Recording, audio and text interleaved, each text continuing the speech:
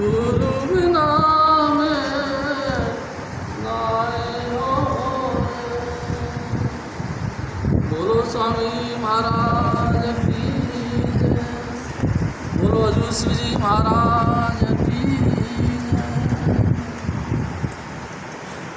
प्यारे शास्त्र में आप सभी धर्मायों से मेरी प्रार्थना है, आप अपने भगवान चौपट है या आगे स्नान कर लें।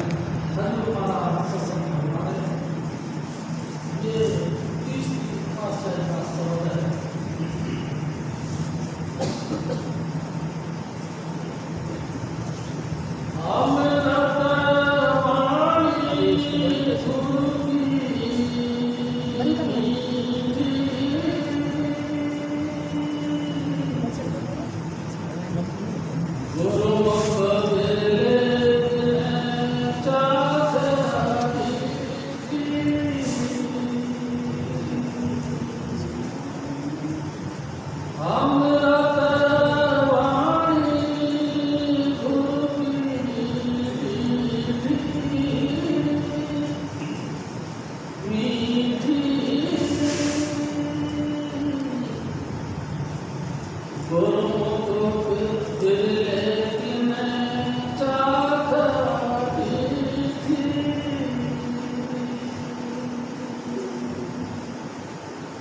परम पुरुष पुरंधन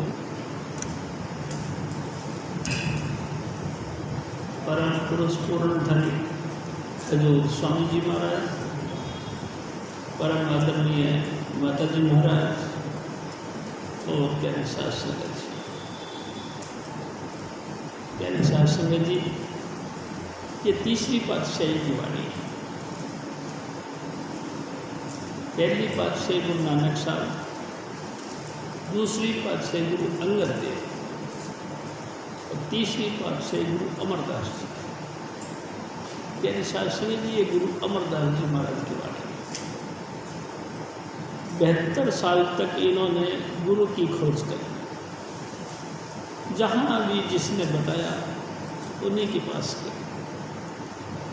ज्ञानियों के पास भी गए तो कर्मकांडियों के पास भी गए, तो योगी क्रिया करने वालों के पास में भी गए। जिसने जो कुछ बताया वो क्यों? स्वामी जी महाराज कहा करते थे क्योंकि इनको जरूरत थी। जरूरत का कोई मोल होता नहीं। प्यारे शास्त्री जी, तलाश करते करते जब ये थक गए, 72 साल की उम्र हो गई, तब किसी भले मानस ने कहा कि ओ अमरू, क्यों भटकता है इधर उधर, तू गंगा स्नान के लिए जाया कर। सबकी मनोकामना पूरी करती है गंगा माई, तेरी भी इच्छा पूरी हो जाएगी। उन भाई साहब के कहने के बाद हर महीने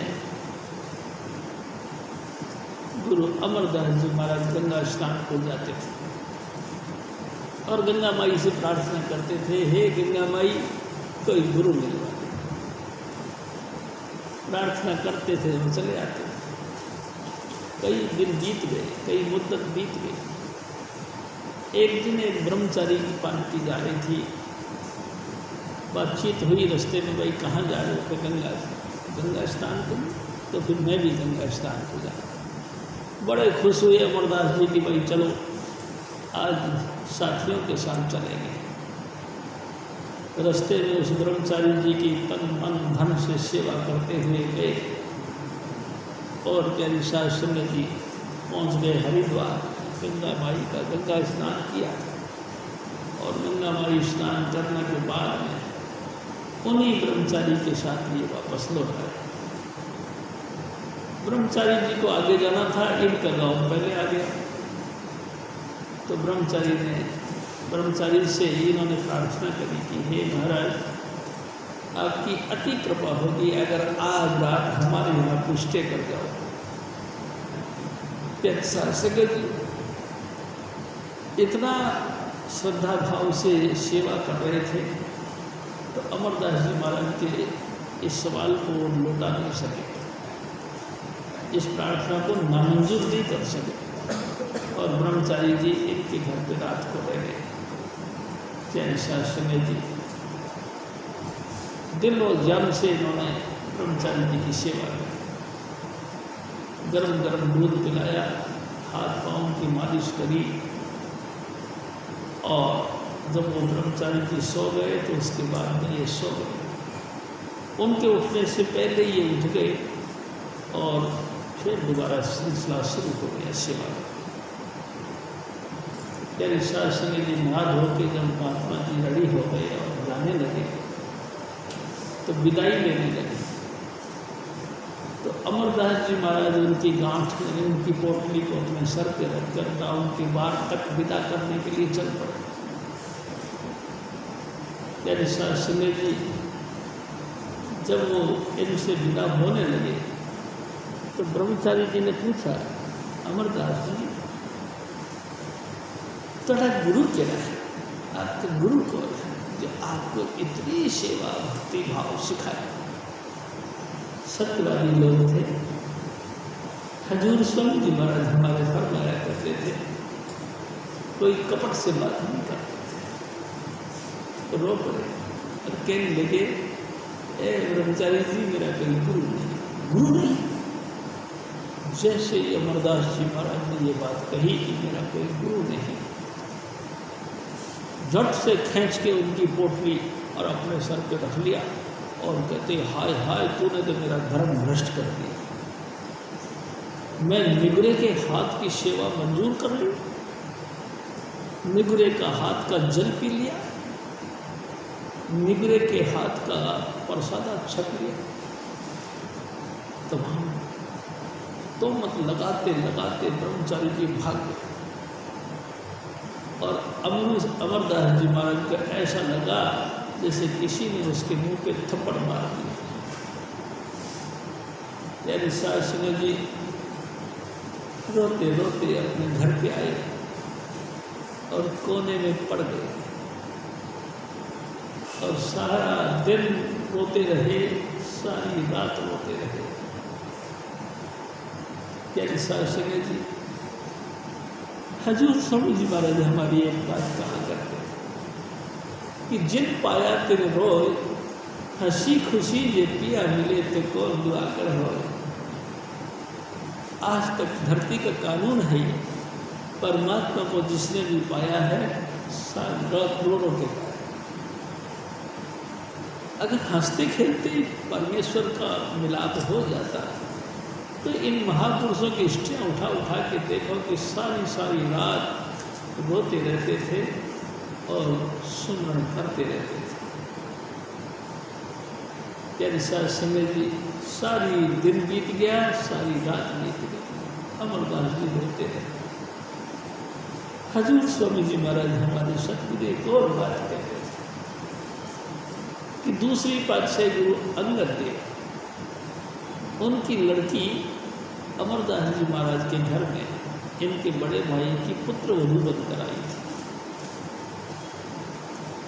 यानी शास्त्री जी पहले के वक्त में ऐसा हो रहा करता था कि हर एक घरों में चक्कियाँ होती थी,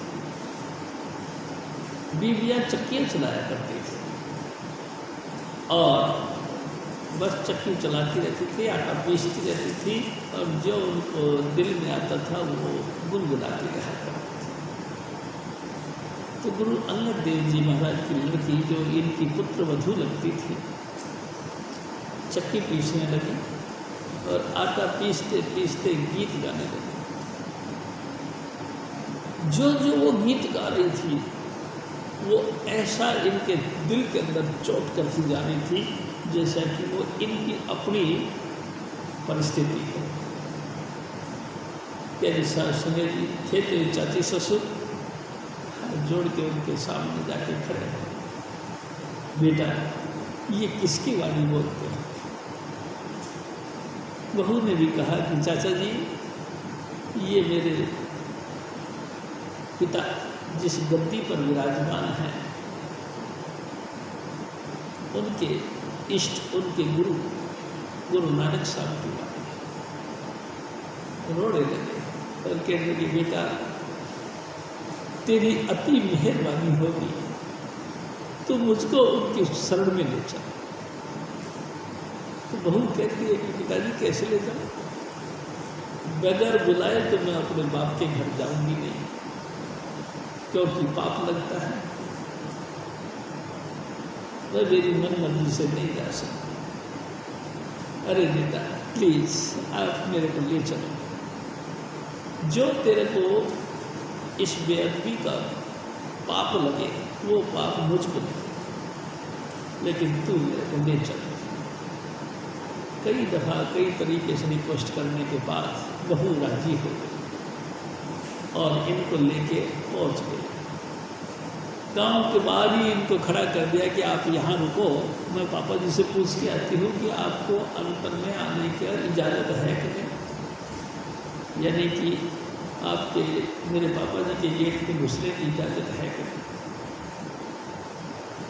क्या सास जी वो वहाँ खड़ा करके और आप अपने पापा जी के पास में गई, पापा जी तो देखते ही बेटा आ गई हो, और जिसको तू घर से लेके यहाँ तक आ गई है तो बाहर क्यों खड़ा कर दिया, यहीं मिल लिया इजाज़त। क्या सास जी स्वामी जी महाराज कहा कर समधी साहब यानी कि लड़की वाले हैं, अमरदास जी महाराज लड़के वाले हैं, फिर भी गुरु अंगद देव जो कि लड़की वाले हैं खड़े होकर उनका स्वागत किया। तो अमरदास जी महाराज कहते कि महाराज ये क्या, मैं आपके यहाँ कोई समधी बनकर नहीं आया। तो गुरु अमरदास जी महाराज ने जब ये रिक्वेस्ट की, अंगद देव कहते हैं मैं भी आपको समधी बन के रेस्पेक्ट नहीं कर रहा, स्वागत सत्कार नहीं कर रहा, आप एक सच्चे जिज्ञासु हो, मैं इस करके आपका कदर करता हूँ। ले गए यानी सारे सिंगल और बड़े आनंद में रहे। गुरु अमरदास जी महाराज लगातार साध संगत के बीच में बैठकर यही देखते रहे कि कहीं कोई सेवा में कमी तो नहीं, किसी भी विभाग के अंदर कोई सेवा में कसर तो नहीं। उन्होंने महसूस किया कि हर तरीके की पूर्ति है, सिर्फ लंगर में बालन की कमी है। क्या शासन जी गुरु अमरदास जी महाराज 72 साल की उम्र के बाद जंगल में गए, जाया करते थे रोज ही, और लकड़ियाँ सूखी सूखी लकड़ी चुन चुन के और काट काट के एक माठ बना के उनको लंगर के लिए लेके आया करते थे। लंगर का काम चलने लगा। क्या शास्त्री जी एक दिन बड़ी कमाल की बात है, स्वामी जी महाराज फरमाते हैं ये बालन का गांठ बांध कर अपने सर पे रख के चले आ रहे थे, रास्ते में जखड़ आ गया, यानी कि तेज हवा के साथ बारिश आ गई। 2 कदम बूढ़ा शरीर था, तेरी सास ने जी 2 कदम आगे रखे तो 10 कदम धक्का मार के हवा उनको पीछे कर गई। आखिरकार एक अंधकूप में गिर गए। जैसे अंधकूप में गिरे बड़ी जोर से धम की आवाज हुई। गांव मोहल्ले के सब लोगों ने पूछा और ये किसकी आवाज़ आ रही, कौन गिर गया?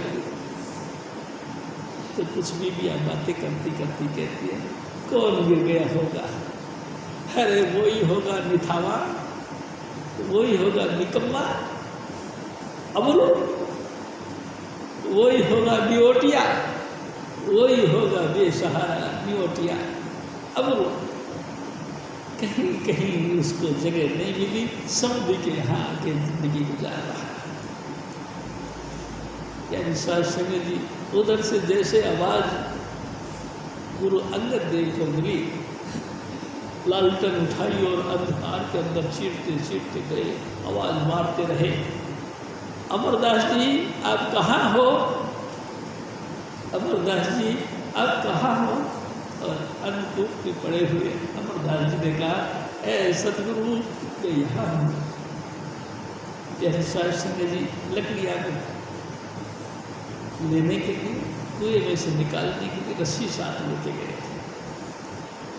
उन्होंने रस्सी डाली और कहा, अमरदास जी आप पहले सबसे पहले सर की गांठ को, यानी कि जो लकड़ियों का वजन है, इसको साइड में पटक दो और आप रस्सी पकड़ के चले आओ।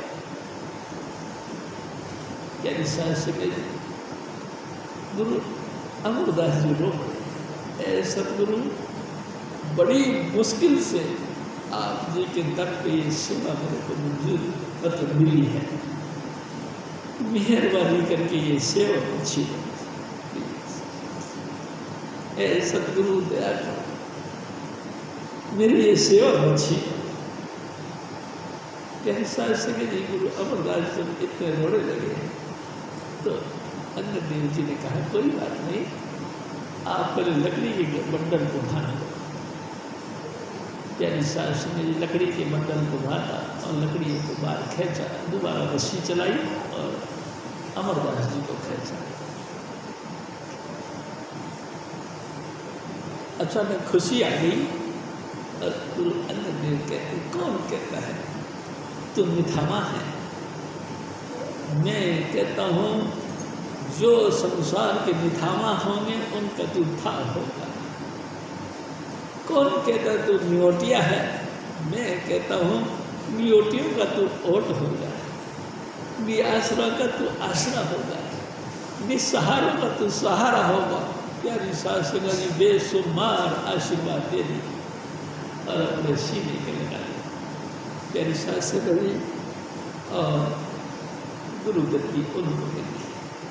ये उसी महापुरुष की स्वामी जी महाराज एक बात कहा था, अगर आपको यानी किसी को गुरु सेवा का सिस्टम सीखना है,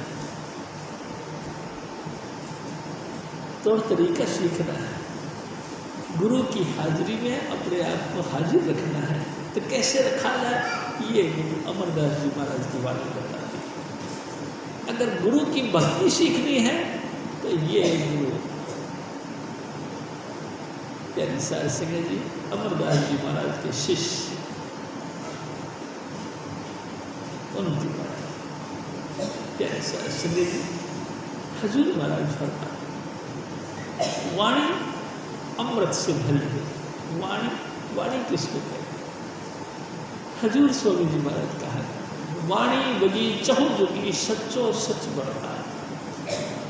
वाणी कहते धुर की वाणी को, वाणी कहते गुरु की वाणी को, वाणी कहते आपके अंतर में जो धुनकारे दे रही ताकत को, वाणी कहते उस शब्द धुन को जिसके आश्रय संपूर्ण सृष्टियों का विकास हुआ और सारी सृष्टियां टिकी हुई है।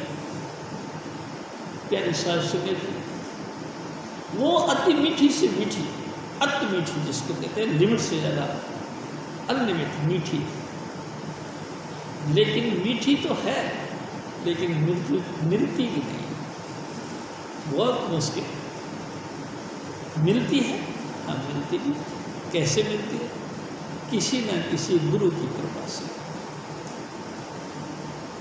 ये वाणी जो अति मीठी है, एक दिन स्वामी जी महाराज ने कहा, शक्कर खांड निवात गुड़ माखियों माजा दूध, सब्बे वस्तु मीठियाँ पर साई ने पूछन तो। मेरे सतगुरु जी, मेरे साहिब जी, शक्कर बहुत मीठी है, खांड भी मीठी है, गाय भैंसों का ताज़ा ताज़ा दूध भी मीठा है, गुड़ भी मीठा है, शहद भी मीठा है, सारी से सारी चीज़ें मीठी से मीठी है। लेकिन मेरे साहिब, स्वामी जी महाराज, आपकी वाणी से मीठा कोई नहीं है। आपकी वाणी तो सबसे मीठी है, इतनी मीठी है, इतनी मीठी है कि जिस व्यक्ति ने इस वाणी को यानी कि इस अमृत भरी शब्द धुन को सुना, उसकी तमाम भूख प्यास, रोग शोक, दुख तकलीफ आदि व्याधि सब यहाँ तक कि जन्म मरण तक खत्म हो गया, इतना मीठा है।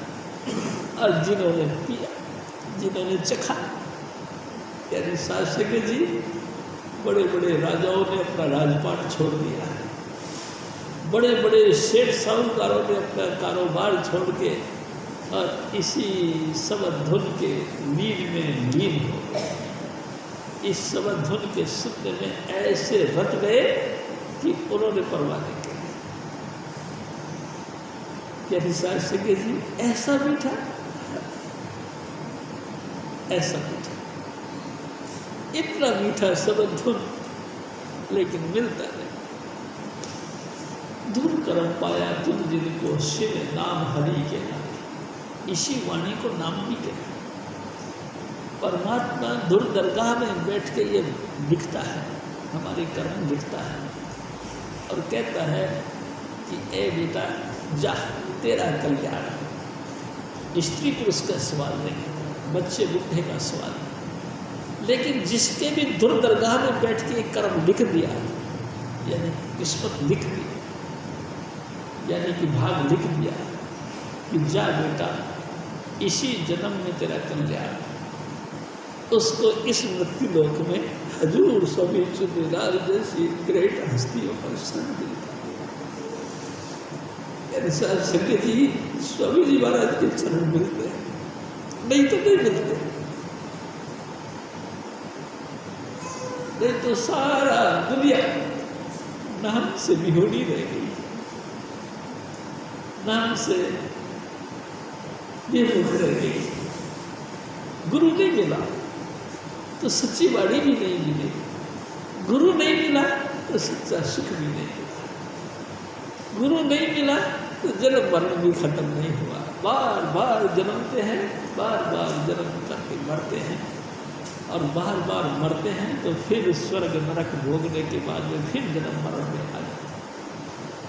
जुगों जुग बीत गए इसी सर्कुल को चलते हुए, लेकिन क्या निसार सिंह जी जन्म मरण खत्म हो। हाँ, गुरु ज्ञान अंजन सच नेत्री पाया, अंतन चालन अज्ञान अंधेर गया। हाँ, ये बात गुरु मिल गया, दया करके उसने ज्ञान रूपी सुरमा मेरे हमारी आंखों में डाल दिया। दया करके सतगुरु मिला और दया करके ही उसने ज्ञान रूपी सुरमा हमारी आंखों में डाल दिया। नतीजा अंधकार खत्म हो गया, जन्म मरण खत्म हो गया, अंतर में चानना हो गया, अज्ञान रूपी अंधेरा नष्ट हो गया। ये तमाम फजीलत हुई जिसको स्वामी जी मिले, यानी जिसको स्वामी जी यानी कि सतगुरु यानी कि हजूर वाली कुल राधा स्वामी दयाल आप इंसानी चोला धारण करके जब जब धरती पर आया हमको नहीं मिला। यानी सिंह जी, और हम जैसे खाली आए वैसे ही खाली जीते रहे, या यो कहो हाय हाय करते पैदा हुए, हाय हाय करते ही जिंदगी बिताई और हाय हाय करते ही मर गए। हजूर स्वामी जी महाराज एक और बात, जेड़े इत्थे बैठे वो लाहौर भी बैठे, जो यहाँ हाय हाय करके मर गया तो वहाँ जाके उनके लिए कौन सी शेल बिछी है भाई। यहाँ जो चीख चीख के रो रहे हैं, यहाँ निंदा चुगली में मुँह मारते फिरते हैं, जब देखो तब, जब देखो तब बुरी से बुरी तोहमत लगा लगा के अपवाद पैदा करते हैं, निंदा करते हैं। सिंह जी यहाँ निंदा कर कर के अपना मुंह काला करवाते हैं, मरे बाद में उनको कौन सा बैकुंठ मिलता है, वहाँ भी ऐसी ही सज़ा उनको मिलती है और इसी सज़ा में दिन रात तड़पते हैं, रोते हैं। हजूर स्वामी जी महाराज हर बार कहा करते थे, निंदा भली किसी की नहीं। यानी सिंह जी मैं आपसे एक निवेदन करता हूँ, मेरे सतगुरु बार बार कहा करते थे कि हम लोगों की आदत पड़ी है निंदा करने की।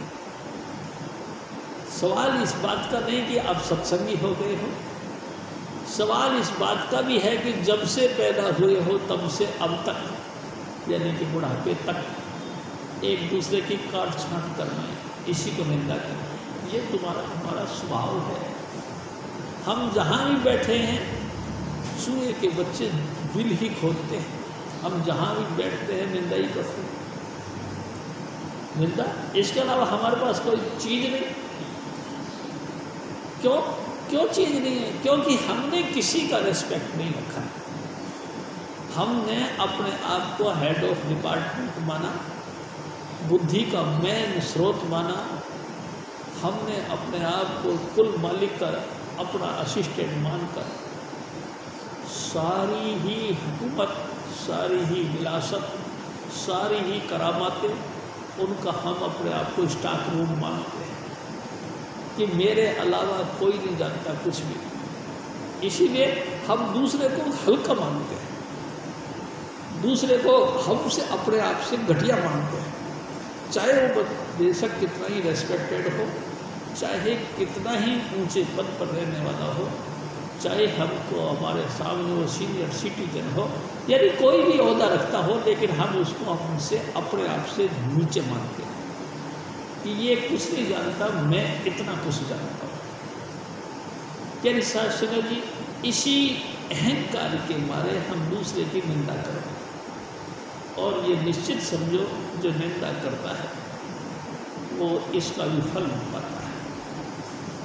पहला फल तो यही है, यानी शास्त्री जी, उनकी मानसिकता में शांति नहीं।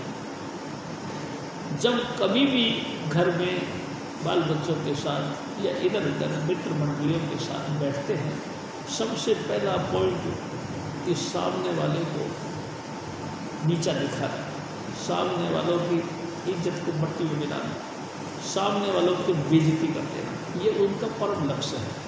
किसी भी तरीके से, बेशक चाहे हम जानते हैं या नहीं जानते, उसने ज़बरदस्ती या प्यार से उसको नीचा दिखाने की कोशिश कर। और देखो, मैं आपसे एक निवेदन करता हूँ, विद्या ददाति विनयम, विद्या हमेशा नम्रता सिखाती है। बुद्धिमान, जो भी एनी अदर व्यक्ति बुद्धिमान होगा तो कभी भी आपस को कुछ नहीं देना, वो अपने आप को कभी नहीं कहेगा कि मैं या मैं। हर नाम हृदय में दे, सदाई मेरे सतगुरु ऐसे है, मेरे सतगुरु ऐसे है, अपने सतगुरु की स्तुति, तारीफ या बड़ाई करता है। यानी साहित्य स्वामी महाराज योगी कहा करते थे, थोता चढ़ा बाजे करा। जो थोता होता है वो बचता जा रहा है, अपने आप को ज़्यादा दिखाने की कोशिश कर रहा है। क्यों? क्योंकि उसने अहम को पाल रखा है, उसके अंदर अहम रखा हुआ। उस अहम के कारण से वो किसी को भी अपनी कैटेगरी के अंदर बराबर का दर्जा नहीं देता, बल्कि अपने आप को ऊंचा रखता है। इसी बहाने वो निंदा करता है। तो हजूर स्वामी जी महाराज का ए मेरे भाई, हजूर स्वामी जी महाराज ने आपको स्वर्णिम अवसर दिया, अपने चरणों के साथ जोड़ा। यानी साहब जी, अपन तो सब रोड पे फिरते रहते, कोई बात नहीं पूछने वाला था। जिस दिन से हजूर स्वामी जी महाराज अपने धुन दरगाह गए, अपन सभी बहन भाई आसमान से गिर के नीचे पटक। कौन संभालने वाला था हमको, आप बताओ? कोई नहीं। यानी साहब जी ऐसे ही रोते रहते, ऐसे ही भटकते रहते, ना जाने कितने कितने विकारों में गिर जाते, ना जाने बना बनाया हमारा जीवन कैसे नष्ट हो जाए। जिससे का आसरा लेकर, हजूर स्वामी जी महाराज का आसरा लेकर हम चलते थे, वो जो टूट गया उस दिन, जिस दिन से स्वामी जी महाराज परवा अपने धुन दरगाह चले, हमको कौन संभालता? यानी साहब जी उसी घटना को याद कर करके हम बार बार रोते, स्वामी जी तुम ना होते जगत में को हरता मेरी पीड़, तभी तो तेरे गुण गाती। अब तेरे गुण गाने के अलावा मेरे पास कोई रास्ता नहीं, क्योंकि तू एक मात्र उद्धार करता है। मैंने अपनी ज़िंदगी में रहकर तेरे चरणों का सोबत कर करके ये चीज़ का अनुभव लिया है कि राधा स्वामी दयाल यानी स्वामी चुनीलाल। इसके अलावा कोई ऐसा था नहीं जिथे जाके साड़ी गरीबानी कोई सुने। फिर संगत जी सब परे परे करते हैं, दूर दूर दूर रहो, दूर रहो। भाई क्यों दूर रहो, क्या हम अछूत है? तुम कुछ भी हो, दूर रहो। क्योंकि वो अहंकार में भरे भूले लोग हैं। वाह मेरे सतगुरु, तूने कमाल कर दिया। तूने कभी भी अपने आप को हमसे दूर नहीं रखा, बल्कि हमारी आत्मा के आत्मा हो। ए स्वामी जी, आप खुद ही हमारे अंतर में आके विराजमान हो गए। आपने ऐसी कृपा करी, आप हमारे अंदर विराजमान हो गए और आपसे कोई पर्दा नहीं, कोई भेदभाव नहीं। आप हमारे अंतर में विराजमान हो। और क्या निशान संगे जी, आप अपने अंतर में यानी हमारे अंतर में सूक्ष्म रूप में विराजमान हो गए। और इस सूक्ष्म रूप से मिलने का एक तरीका भी बताया कि तुम अगर मेरे सूक्ष्म रूप से मिलना चाहते हो तो एवरी डे यानी कि रोजाना नित्य प्रतिदिन सुबह सुबह उठ करके 5 नाम की जादू भरी एक जबरदस्त चीज हमारे हाथ में दी कि ऐ मेरे बच्चे, रोजाना सुबह सुबह उठ के ये 5 नाम की चाबी लगाना, और इसी चाबी के लगाने से तेरे अंतर में अंधेरा गायब हो जाएगा, प्रकाश आएगा, और उसी प्रकाश में मैं तुमसे मिला करूँगा। फिर शास्त्री ने ये वादा किया, हजूर स्वामी जी ने दया करके वादा किया। और फिर स्वामी जी, प्रकाश रूप आपके मिलने से हमको क्या फायदा होगा? हजूर स्वामी जी महाराज ने फरमाया, फायदा, मैं तेरे को अपने साथ अपने घर ले चलूँगा। जुक्ति थी दूसरी, यानी समर्थन है। मेरे बच्चे, इस चाबी से पहले अंतर में प्रकाश प्रकट कर लेना, और सुनो ये धुन सुनो, सुन सुन के धुन को, और इसमें गलतान हो जाना। इसी के जरिए मैं तुमको लेके अपने घर चलूँगा। इतनी बड़ी गारंटी, यानी शास्त्री ने कमाल कर लिया। हजूर स्वामी जी महाराज ने यानी कि उस राधा स्वामी दयाल के कोल में बड़ी बख्शीश करी। यानी शास्त्री जो अंतर की रागनियाँ सुनी, अंतर के ट्यून सुने, सुनते ही कमाल हो गए। बहुत मीठी लगी, बहुत मीठा, अति मीठा। सारी दुनिया की जो भी कुछ अच्छाई थी सब इसके सामने फीकी लगने लगी, सब फीकी लगने लगी। और स्वामी जी महाराज का सिर्फ ही सिर्फ ट्यून अच्छी लगी। बदल ट्यून का ये फल है कि हम इस जिस्म के रोम रोम में जो फंसे हुए थे वो इससे अलग हो गए, स्थूल से सूक्ष्म अलग हो गया। यानी कि काया से शब्द धुन अलग हो गई, यानी कि आत्मा और मन जो लगातार जुगों जुग से एक दूसरे के साथ बंधे पड़े थे, खुल गए। आत्मा को चेतनता ही आत्मा अपनी तरफ भागने लगी, अपने पति के घर यानी कि अपने पिता के घर यानी कि अपने मालिक कुल के घर की तरफ भागने लगी, और मन के नीचे रह गया। फिर शास्त्री जी, मैं आपसे एक और निवेदन करूँ। मेरे सतगुरु कहा करते थे, मन को भी तुम छोटा मत समझो, ये भी पार ब्रह्म का अंश है, ये भी 10वें द्वार का निवासी है।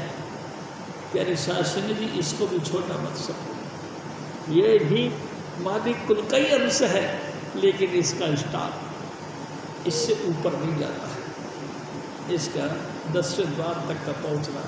लेकिन 10वां द्वार, 10वें द्वार को क्या समझते हैं प्यारे शास्त्री?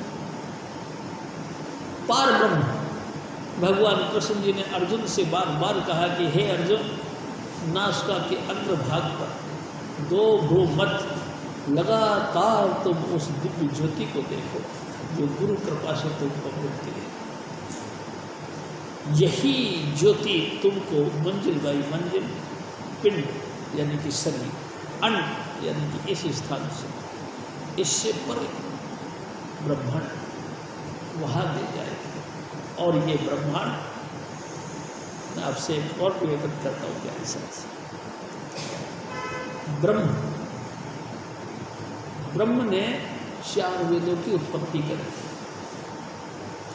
क्या निशा जी, हजूर स्वामी जी महाराज की क्वालिटी को आप समझिए। जिस वेदों का उत्पत्ति भगवान ब्रह्म ने की, उन वेदों से, वेदों की उत्पत्ति स्थान से भी ऊपर यानी कि पार ब्रह्म, यानी कि 10वां द्वार, यानी कि अमृत सागर, उसका स्नान करवाया।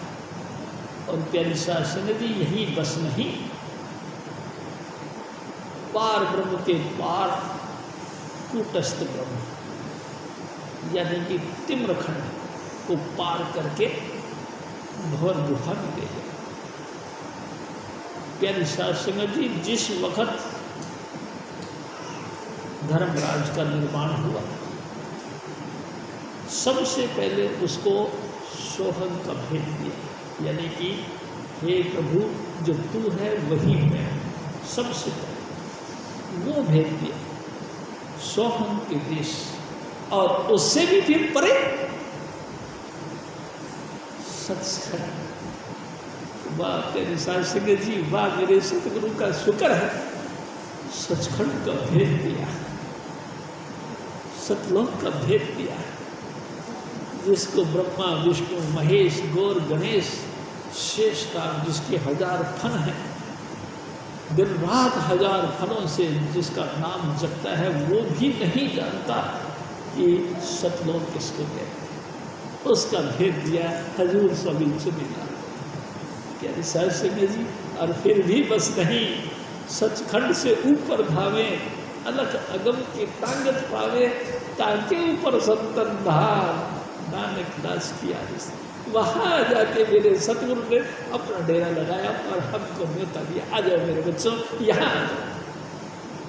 आप बताओ, महाचेतनता का सागर यानी कि स्वामी पद, जिसको कोई जानता नहीं, हजूर स्वामी जी महाराज ने उस स्वामी पद का भेद दिया। और भेद दिया, और आज विमाने सब बन के, भोले भाले बन के इंसानी चोला धारण किया और मलमूत्र का थैला पहन के फिर मृत्युलोक में आ गए। कोई बात नहीं बच्चों, आओ अब मैं तुमको ले चलूँगा। कैसी कमाल कर दिया। ये मीठा से मीठा रागनी कौन सुनाएगा? कोई नहीं, सिवाय स्वामी चुन्नीलाल के कोई हस्ती नहीं। क्या निशाल सिंह जी, जो आपको शब्द का भेद दे सके। हजूर स्वामी जी महाराज थे और था।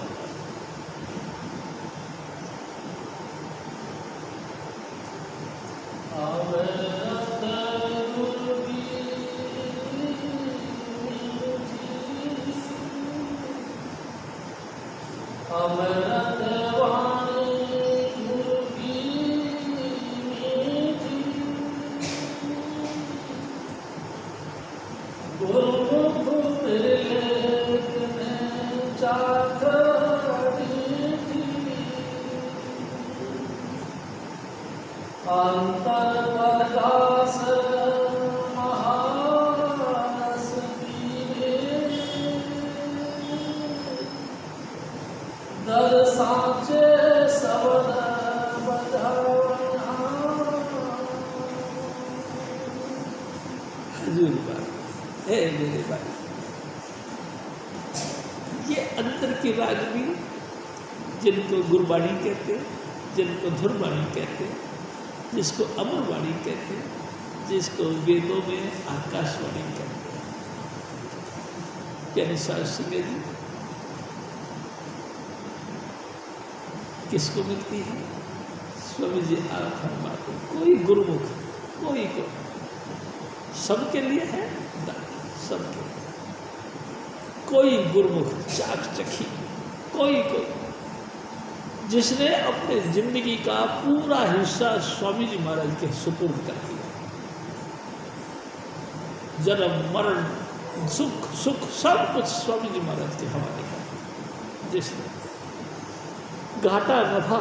प्यारी सास संगत जी, आप तो जानते ही हो पर कैसे लोग हैं, एक एक पैसे के लिए जान झोंकते हैं। दिन रात जो सुबह से शाम तक गणित लगाते हैं, उसमें यही गणित लगाते हैं कि 2 पैसे का हमको बेनिफिट कहाँ होगा, 2 पैसे का प्रॉफिट किस चीज़ से होगा, हम वही चीज़ का करते हैं। जिसने तमाम सुख दुख और घाटा नफा स्वामी जी को अर्पण कर दिया, प्यारी साध संगत जी, और किसी भी क्रिया के अंदर अभाव नहीं पैदा हुआ। जो कुछ क्रिया करी स्वामी जी ने, हम नहीं जानते, लेकिन वो सब जानते, हमारे ऊपर उपकार करके किया। प्यारी साध संगत जी, हमारे भलाई के लिए किया। जो भी कुछ उन्होंने क्रिया करी हमारे भले के लिए। और तीसरी बात, उनका हुक्म, हजूर स्वामी जी महाराज ने हमको हुक्म दिया, सभी बहन भाइयों को दिया कि रोज मेरी जिंदगी अमृत वेले उठिया कर, तू अमृत वेले उठिया कर, नाम गुरु का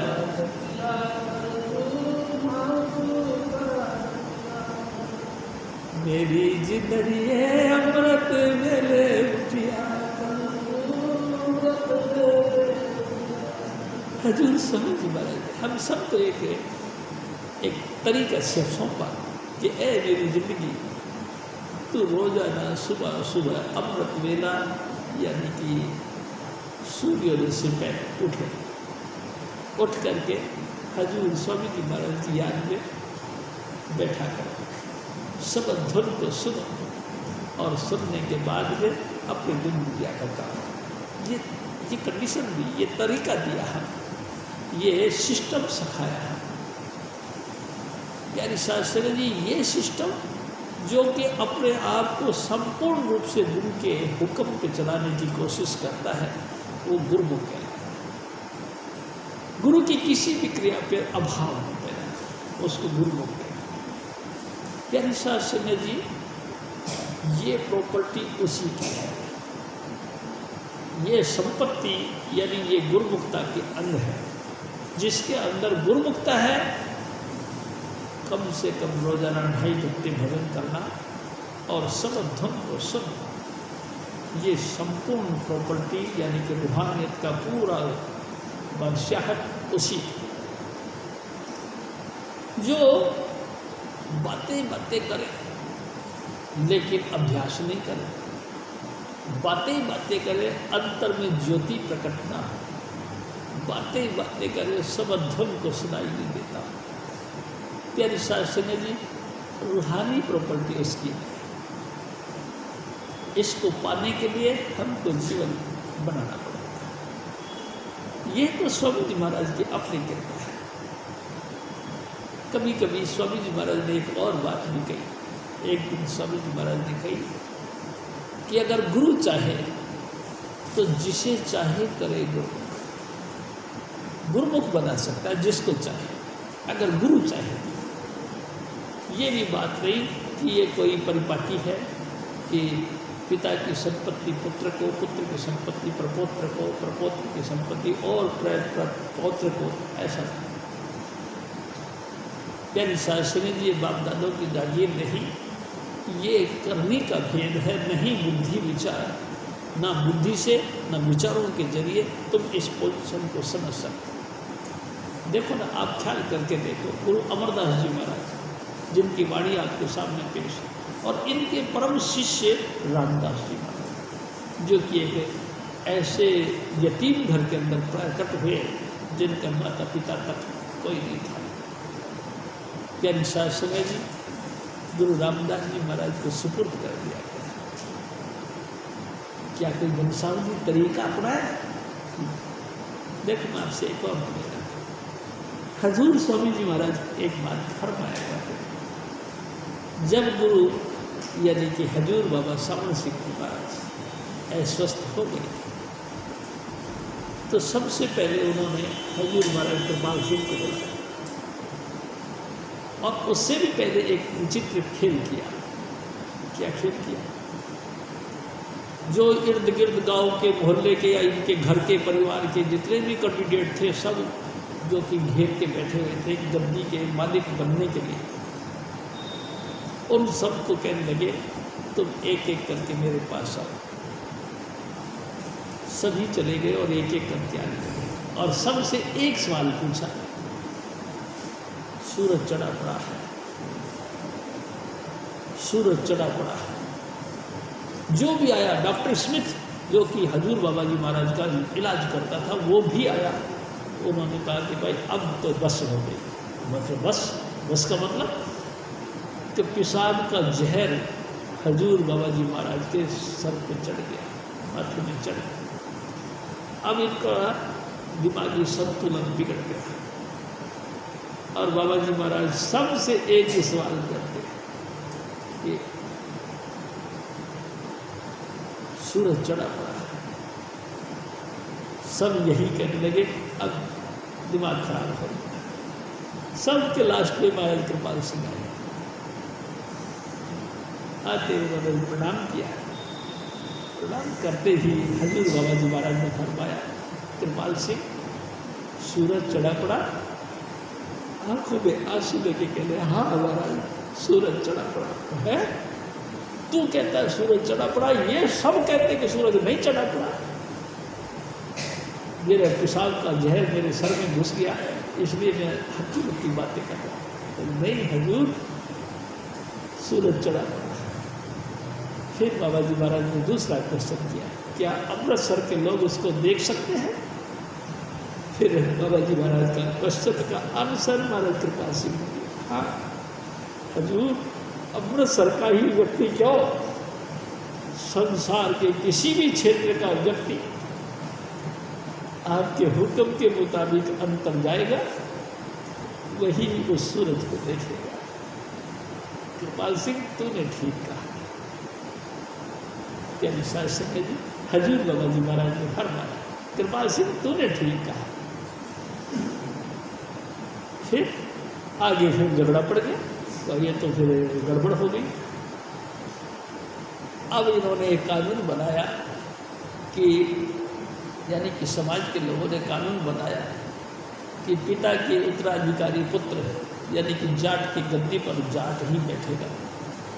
हजूर बाबा जी महाराज के उत्तराधिकारी यानी हजूर बाबा जी महाराज के वंशावली के लोग ये होंगे।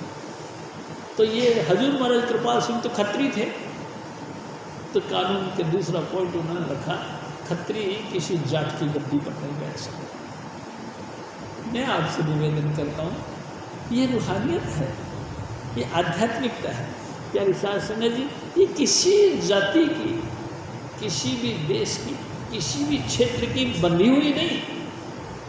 स्वामी जी महाराज कहा करते थे, कृपाल सिंह, स्वामी जी महाराज कहा करते थे, हजूर बाबा जी महाराज के वचनों को दोहरा के कहा करते थे, कृपाल सिंह तुमको गद्दियों से क्या लेना देना, तुम यहाँ से चले जाओ। तुम जहाँ जाओगे देखो, जहाँ ज्योति जलेगी परवाने आप खिंचे चले आए। यानी शास्त्री जी, गुरु को सिर पर रख कर चलते आज्ञा माई, कहे कबीर उस दास को 3 लोक करना। गुरु की आज्ञा को अपने सर पे रख के इंसान चलता है तो मृत्यु लोक की क्या, वैकुंठ लोक की क्या, स्वर्ग लोक की क्या, पाताल लोक की क्या, कहीं भी उसको डर नहीं। बस तुम्हारे दिल के जहन के अंदर एक ही पॉइंट होना चाहिए, जय कृपा, जय कृपा। कोई बिगाड़ नहीं सकता तुम्हें। गुरु अगर आपके साथ गुरु हो बल तो लख बात ही करी। आप बताओ भाई साहब, अगर लाखों बाजू आपके विरोध में खड़ी है, आपका क्या बिगाड़ सकती है? अगर आपकी तरफ स्वामी जी महाराज, इसीलिए मैं आपसे निवेदन करता हूँ, गुरु की निंदा नहीं करने का, अभाव नहीं लाने का, क्योंकि स्वामी जी महाराज उनके दया में करके उनके साथ है। यानी सिंह जी, आप बेपरवाह होकर भजन करो, आपका कोई बल बाकर नहीं कर सकता। और देखो, मैं आपसे एक और निवेदन करता हूँ, कई लोगों का ये भी थिंकिंग है कि भजन से क्या मिलता है। मैं आपसे निवेदन करता हूँ, भजन से सब कुछ मिलता है। 4 पदार्थ जे कोई मांगे 7 जना की चल नहीं लागे, धर्म अर्थ काम और मोक्ष। चारों चीज़ों की अगर किसी को तमन्ना है तो ये सारी चीज़ें गुरु नाम और सत्संग की मेहरबानी से मिलता है। प्यारी साध संगत जी, जिसने गुरु सत्संग और नाम को किनारे करके और इन किसी भी वस्तु को पाने की कोशिश करे, वो सब अधूरे रह गए, वो नहीं पा सकते। यहाँ तक कि मैं तो आपसे यहाँ तक निवेदन करूँगा कि रिद्धि सिद्धि भी हासिल नहीं हो सकती, कुछ छोटी मोटी करामातें भी हासिल नहीं हो सकती।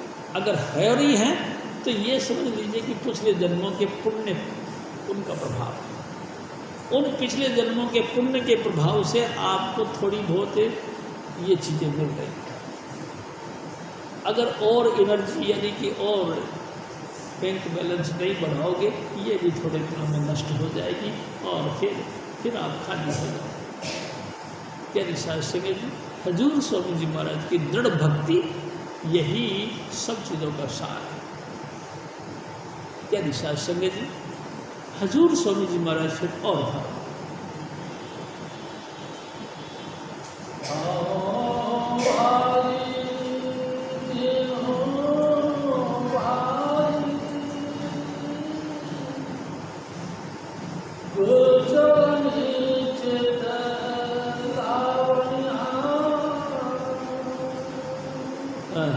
गुरु अमरदास जी महाराज देखो क्या, मेरे भाई, मेरी माता वगैरह, मैं उनके चरणों पर अपने आप को न्यौछावर करता हूँ, मैं अपने आप को कुर्बान करता हूँ। कुर्बान, प्यारी साध संगत जी, एक और बात, हजूर स्वामी जी महाराज फरमाया करते कुर्बानी किसको कहते हैं। एक दिन स्वामी जी महाराज ने फरमाया, कुर्बानी नाम है अपनी मानसिकता को उनके ऊपर न्यौछावर कर देना। मैं करोड़पति हूँ, मैं अरबपति हूँ, या मैं लखपति हूँ, या मैं खाकपति हूँ, ये तमाम भावना स्वामी जी महाराज के अर्पण कर देना। मैं पढ़ा लिखा हूँ, मैं अनपढ़ हूँ, मैं जेंटलमैन हूँ, 4 वेद 18 पुराणों का ज्ञाता हूँ, इन तमाम विचारधारा को स्वामी जी के ऊपर अर्पण कर देना। मैं ऊंचे कुल का हूँ, मेरे अंदर ये विशेषताएं हैं, मेरे बाप दादे ये हैं वो हैं, इन तमाम बातों को स्वामी जी के चरणों पर अर्पण कर देना। प्यारी साध संगत जी, मैंने आज तक इतने पुण्य कर्म किए, इतने पुण्य कर्म किए, इतना दान दिया, इतना दक्षिणा दी, इतना ये किया, इतना वो किया, ये सब कुछ स्वामी जी महाराज के चरणों पे अर्पण कर दो, तुम्हारा कुछ नहीं, तुम खाली के खाली। जैसे बच्चा पैदा हुआ तुम उतने भी नहीं हो, उससे भी माइनस हो गए। इतना समझ के चलो कि मेरा मुझ में कुछ नहीं, जो कुछ है सब तो तेरा, तुझको सौंप कर क्या लागत है वो। ये स्वामी जी महाराज ये सब कुछ बख्शिश से आपने दी, आपकी चीज़ें हैं, मैं अपना हक दबाऊँ या हुकूमत रखूँ कि मेरी चीज़ें ये मेरी हैं, कुछ नहीं, सब कुछ तेरा है, मेरा तो कुछ भी नहीं। प्यारी साध संगत जी, ऐसा विचार करके, विचार ही नहीं प्रैक्टिकल करके स्वामी जी को अर्पण कर दो सब कुछ, बस जो कुछ है स्वामी जी का, इसको कहते हैं कुर्बानी। प्यारी साध संगत जी, कुर्बानी का जहाँ जिक्र होता है वहाँ इस्लाम धर्म में लोगों ने दूसरे की हत्या करके कुर्बान करना शुरू कर दिया कि हमने तो आज कुर्बानी दे दी। किसकी कर दी? जी उस बेचारे की कर दी जिसके मुंह में जवाब नहीं, उस बेचारे की कर दी जिसको जो तुम्हारे से मुकाबला नहीं कर सकता, उस बेचारे को कर दी जो कि पशु की श्रेणी में है।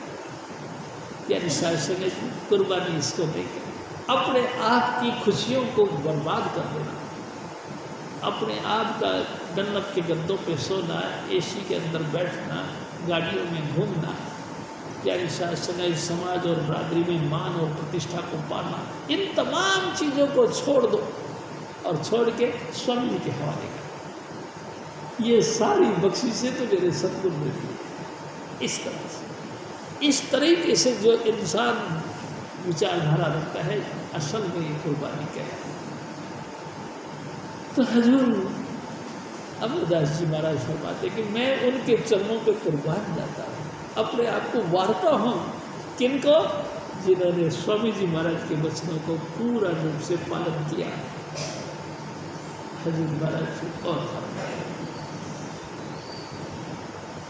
सतगुरु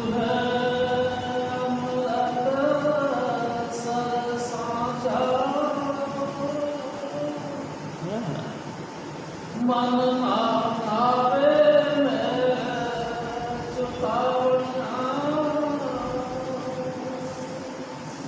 अमरदास जी महाराज देखो एक और बात कहते, ए मेरे भाई, सारी दुनिया कहती चलो हरिद्वार स्नान करने के लिए, बहुत दुनिया कहती कि चलो अमृतसर स्नान करने के लिए, अमृत सागर में डुबकी मार के आएगी।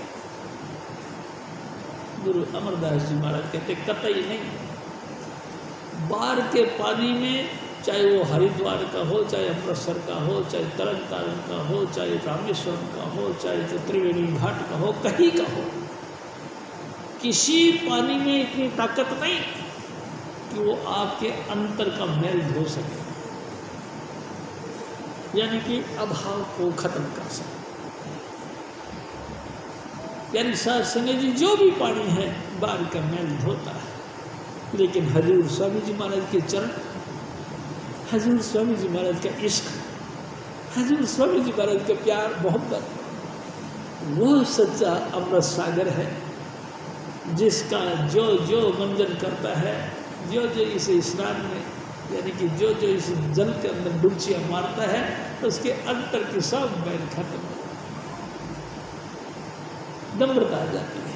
यानी साथ संगत जी जो सचमुच स्नान करता है, लेकिन जो अहंकार रखकर स्नान करता है कि मैंने सेवा करी, मैं आपके अंग संग रहता हूँ, मैं आपका ये काम करता हूँ, झाड़ू लगाता हूँ, मैं आपकी नालियाँ साफ करता हूँ, मैं आपका लेन देन में हिस्सा बताता हूँ, मैं आपको सेवा देता हूँ, मैं आपके लिए ये करता हूँ, मैं आपके लिए ये करता हूँ।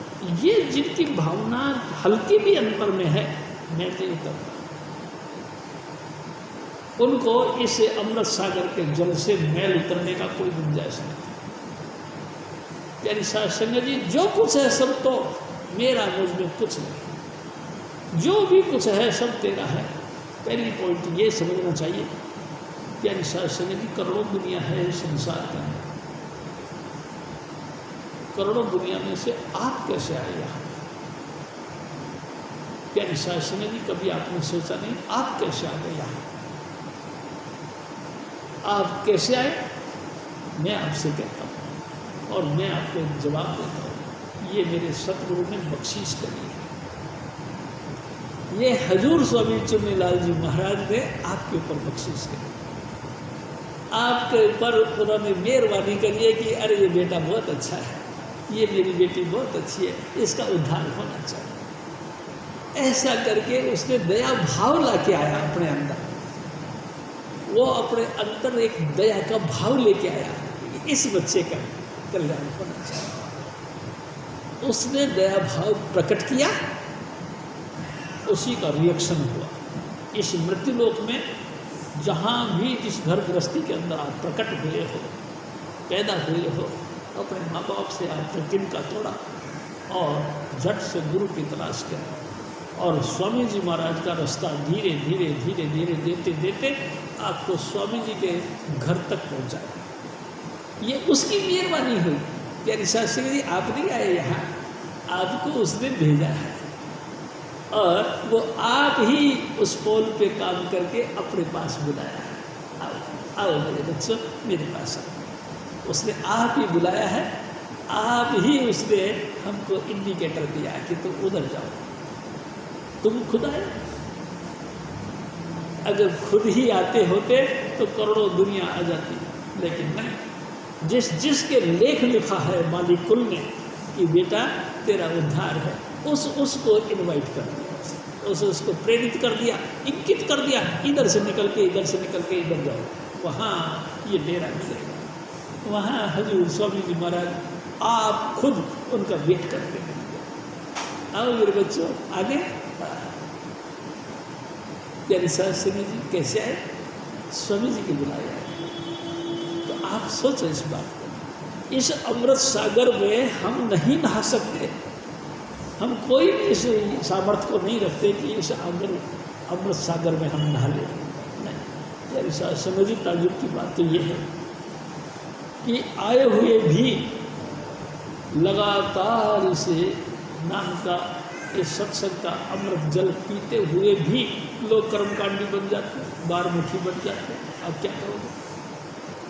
उनके लेखे भी इतना ही। लेकिन मैं फिर भी आपसे निवेदन करता हूँ, मेरे सतगुरु परम दयालु हैं, वो कोई बात नहीं, रस्सी थोड़ी सी ढीली कर देते, जाओ तुम अपनी मन की भी कर लो।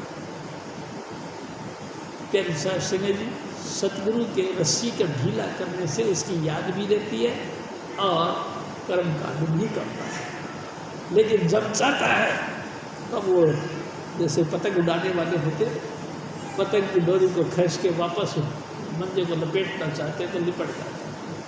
अगर हजूर स्वामी जी महाराज पूर्ण पुरुष हमारा उद्धार विचार करते हैं कि हमारा उद्धार हो, तो हमारा उद्धार होके रहेगा। संगत जी कतई इसमें कोई दूसरी गुंजाइश नहीं। बस आप तो सिर्फ भरोसा विश्वास रखें। तो हजूर फरमाते हैं, ए मेरे भाई, ये वो अमृत सागर है जिसमें बड़े बड़े महात्मा, बड़े बड़े पीर पैगंबर जेड़े आए तमाशा वेखण नू, वो आप तमाशा बन बैठे, अपने सतगुरु प्यारे नो दिल दे के तकदीर का सौदा कर बैठे। यानी साहब सिंह जी हजूर स्वामी जी महाराज जिसको भी बुला लेते हैं, और शरारती दिमाग ये भी ख्याल करता है कि मैं खेल देखना चाहता हूँ, तो प्यारी साहब सिंह जी कई मंसूर, कई फरीद, कई कबीर और कई नानक इस हजूर स्वामी जी महाराज के दरबार पे आते हैं और अपना अपना जलवा दिखाते हैं और फिर चले जाते हैं। प्यारी साहब सिंह जी आपकी हमारी क्या बड़ाई है, ये तो मेहरबानी है स्वामी जी महाराज की कि वो स्वामी जी आप कहा करते थे जब मंसूर को फांसी लगने लगी, यानी सूली पे चढ़ाने लगे, तो सब जनता को हुक्म दिया कि एक एक पत्थर उठा के इसको मारो, क्योंकि इसने बड़ी गुस्ताखी करी। प्यारी साहब संग जी सब लोगों ने एक एक ढेर उठाया और उसको मारा, और वो चुपचाप सहन करता रहा। उससे ईह तक बोला गया। एक शिवली नाम का एक उसका दोस्त था, उस दोस्त ने देखा मंसूर का कोई गलती नहीं, मंसूर तो एक फ़कीर है और अंतर्बार उस माली कुल से जुड़ा हुआ है, पत्थर मारना तो शोभा नहीं, लेकिन क्या करूँ, ये जल्लाद बैठे हैं, राजा महाराजा बैठ के, अगर इनका हुक्म नहीं माना तो ये मेरे को फांसी पे टाँग दें।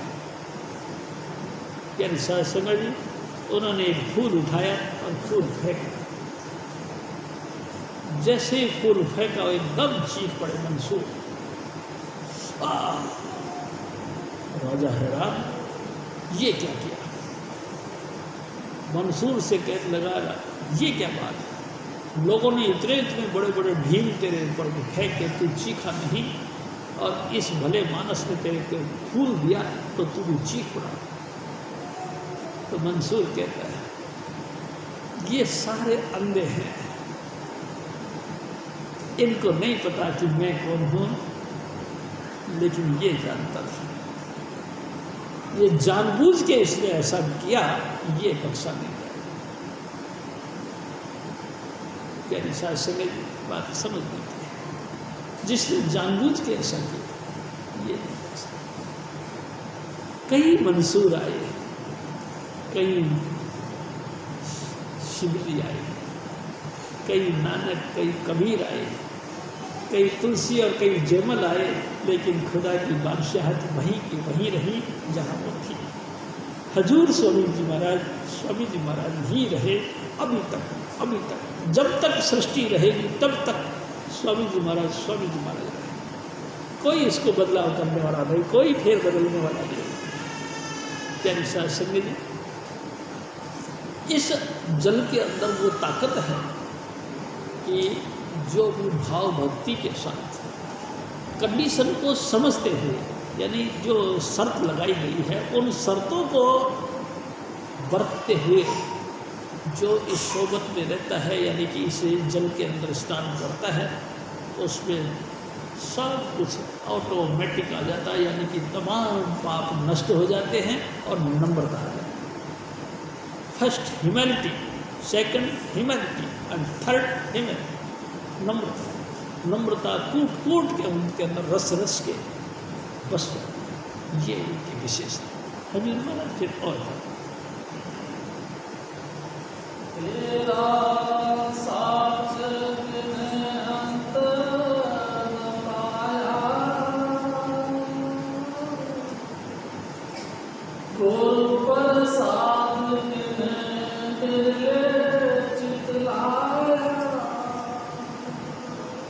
हजूर महाराज फरमाए, ए मेरे भाई, ए मेरी बातों में, उस अकाल पुरुष का, यानी कि उस सतलोक का, यानी कि स्वामी पद का किसी ने संपूर्ण रूप से नहीं जाना।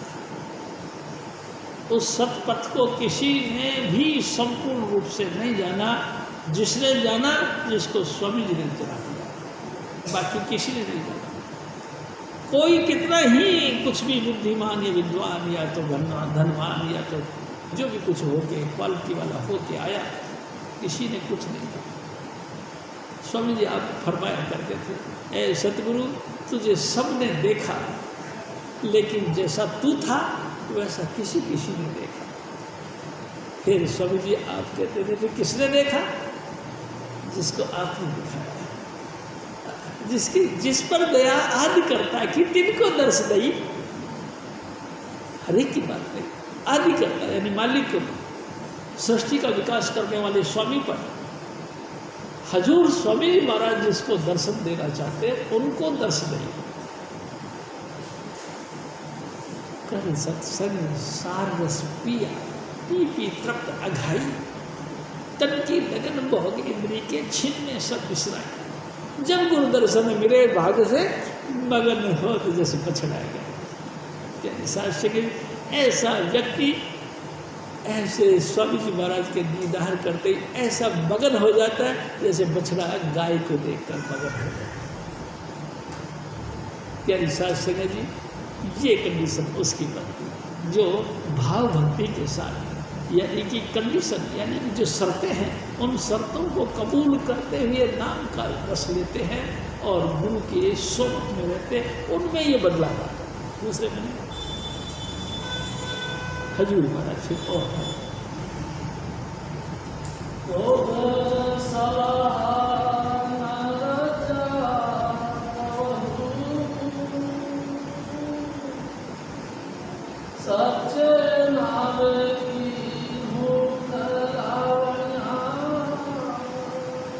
ऐसा व्यक्ति जो दिन रात उसकी मौज में रहता है और मस्त रहता है, कहते कि उनकी तृप्ति नहीं आती कभी, यानी कि दर्शन देख देख के मन नहीं भरता, यानी कि हजूर स्वामी जी महाराज के दीदार कर कर के वचन सुन सुन के अकता नहीं, यानी कि थकता नहीं, बस बस बस बस स्वामी जी बस बहुत सुन लिया, वो नहीं। वो तो कहते सामने तुम बैठे रहो और लगातार हम आपको देखते रहें और आपके वचन सुनते रहे, चाहे दिन बीते चाहे रात बीते, कोई बात नहीं। यहाँ तक कि भूख प्यास की भी उनको चिंता नहीं रहती। प्यारी साध संगत जी, ऐसे लगातार उनका संपर्क चाहते हैं, लगातार उनकी सोबत चाहते हैं और सोबत कर कर के तृप्त नहीं होते, फिर भी भूख जो की त्यों बनी रहती। प्यारी सास संगत जी फिर भी यही रहता। एक दिन स्वामी जी महाराज ने कहा, वो प्रेमी नहीं कहलाते जो जिनकी भूख मिट जाती, जो कहते कि बस मैंने पी लिया पानी, प्रेमी नहीं। जो दर्शन कर कर के तृप्त नहीं होता, वो तो लगातार उनकी लालसा बनी रहती है कि तू सामने रहे। स्वामी जी महाराज, हजूर महाराज कृपाल सिंह जी को तो बाबा सावण सिंह जी महाराज ने कहा, तो महाराज जी ने पता क्या कही, हे सतगुरु जी, हजूर आप हमारे सामने बने रहिए, जो नाच नचाओ जो नाचा जाएगा, जो भी आप हुक्म करोगे किया जाएगा, अदा किया जाएगा, नाचा जाएगा, लेकिन आप मेहरबानी करके सामने विराजमान रहो। यही बात प्यारी साध संगत जी, गुरुमुख कभी तृप्त नहीं होते, वो तो सदा ही सदा, क्यों भाई ऐसा क्या बात है। प्यारी साध संगत जी, स्वामी जी महाराज उसको नित नया रंग दिखाते हैं, अलग अलग। आप एक बात समझिए, आप मृत्यु लोक में हो, यहाँ आपके पास में कितनी ड्रेस होंगी, ज़्यादा से ज़्यादा 30 होगी, 30 यानी कि मंथली, यानी कि पर डे का 30 ड्रेस है। और भी ज़्यादा धनवान हैं आप, तो आपके पास में 365 होंगी, क्योंकि ईयरली, जो कि साल में एक बार नंबर आए, आपके पास 365 ड्रेस है। लेकिन मैं आपसे एक बात कहूँ, मेरे सतगुरु के पास में इतना कुछ है जिसको गिनती नहीं, अनंत कहते, अनंत, अनलिमिटेड। आपकी सारी फिलॉसफी, सारी गणित जहाँ फेल हो जाए, उतने उसके पास में अपना धन है, उतने उसके पास में लीलाएँ हैं, इतने उसके पास में अदाएँ हैं, इतनी वेशभूषा, इतना रंग, इतना रूप, इतना लावण्य है उनके पास में कि तुम देख के है ये कैसे, स्वामी जी ने ऐसा रूप, प्यारी साध संगत जी, ये अलाही चीज़ें तुम्हारे पास तो नहीं है, तुम तृप्त हो जाते हो। लेकिन उसकी शीलता, उसकी महानता, उसका ग्रेटनेस इतना महान है कि जुग बीत गया। देखो ना, आप सोचो इस बात, जब से दुनिया बनी तब से महापुरुष धरती पर आते रहे, किस लिए? उस अकाल पुरुष की स्तुति गाने के लिए, उस स्वामी जी महाराज की महिमा गाने, और अनेक वेदों का, शास्त्रों का, व्याकरणों का ज्ञान था उनके पास। उन व्याकरणों से, उन ज्ञान से उन्होंने उनकी महिमा गाई, अनेकों चरित्रों का निर्माण किया। और जब वो गए तो उनके असिस्टेंटों ने दूसरे ढंग से पेश कर दिया। जब से दुनिया बनी तब से ये सिस्टम चल रहा है और करते ही जा रहे हैं। हरि अनंत हरि कथा अनंता, कहे ही सुनई बहुविधि सब संता। सारे संतों ने अनेक विधि से उसकी महिमा गाई। लेकिन देखो कमाल की बात, ये खुदा साहब के जीता जहाँ था वही था। मैं आपसे निवेदन करता हूँ, जो फिलॉसफी, जो उसकी महिमा, जो उसकी उपमा पहली पातशाही ने करी होगी, 10वीं ने भी वही करी। सृष्टि के विकास के साथ जो महापुरुष आए होंगे, सबसे पहले उन्होंने जो उसकी महिमा करी, जुगों जुग के बाद में जब प्रलय और महाप्रलय होगी, तब उस समय जो महापुरुष होगा वो भी उसको वैसा ही करेगा, वैसा ही बयान करेगा। लेकिन कमाल फिर भी दी एंड में ये कहेगी मैं आखिर कर दिया। वेद भी जिसको भाई साहब नेति नेति कह के पुकारते हैं, जो वेद ब्रह्मा जी के सांस से प्रकट हुए, उन्होंने भी कह दिया नेति ना इति, यानी ये अंतिम नहीं, ये आखिरात नहीं। मेरे सतगुरु की महिमा कितनी है, ये अंतिम नहीं। इससे बाद भी लाखों लाखों महापुरुष आएंगे, लाखों जबान से, लाखों अपनी क्वालिटी के साथ उसकी उपमा गाएंगे, लेकिन वो भी एंड नहीं। उसके बाद में भी वो जैसा था वैसा ही रहेगा। इतनी महिमा मेरे सतगुरु। प्यारी शास्त्री जी आप बताओ, हम रज जाते हैं, हम थक जाते हैं कि बस बस बस बस। अरे बस कहाँ, जुगो जुग बीत गए, लेकिन जहाँ थे वहीं के वहीं चल रहे हैं, और आगे भी पता नहीं कैसे कैसे बनेगा। हजूर स्वामी जी महाराज फिर और था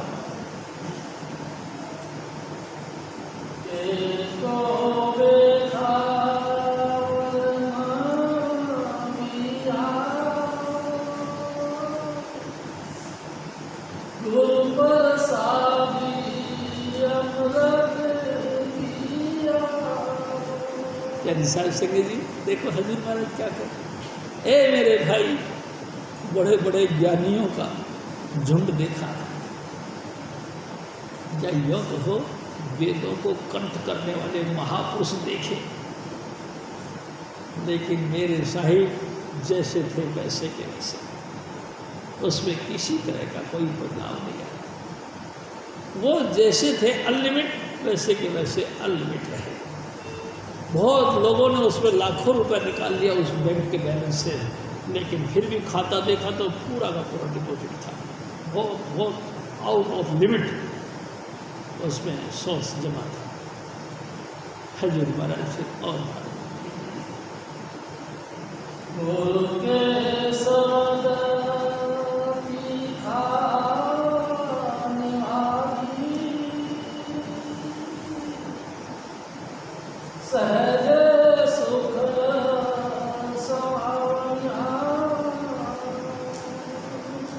शास्त्री जी, मैं आपसे एक और निवेदन करता हूँ। जैसे कि आप किसी फंक्शन पार्टी में गए, गोलगप्पे खाए, गोलगप्पे का पानी आपने पिया तो बड़ा तीखा, बड़ा स्वादिष्ट, बड़ा चटपटा, जो भी आपने खाया सबको हजम कर दिया। नहीं तो बेसन की चीज़ को कोई, इसके मैदा की चीज़ को कोई हजम नहीं करता। लेकिन गोलगप्पे का पानी ऐसा तीखा कि तुमने जो भी कुछ खाया है उसको हजम कर दिया।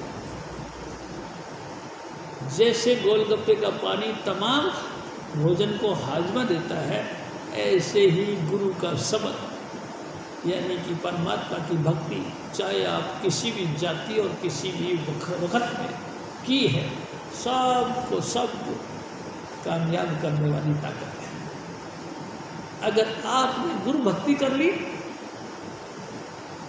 तो समझ लो सारी चीज़ें आपने हासिल कर, जो भी कुछ आपने हासिल किया वो सब आपको हजम हो, यानी सब आपको एनर्जी देने वाला, पौष्टिक देने वाला, यानी कि आपका विकास करने वाला होने।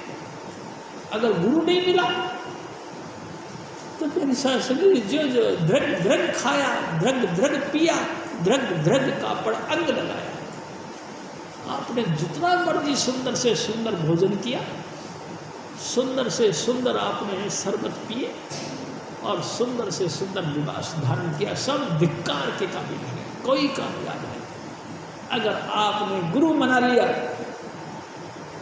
समझ महाराज दया नहीं करके आपसे खुश हो गए, तो समझ लो आपने पूरी सृष्टि के अंदर अपने आप को बादशाह समझ लिया, सारी हुकूमत के मालिक हो गया। आपके हुक्म में सब कुछ बरतने में आ जाएगा, आपकी आज्ञा लेकर के तमाम।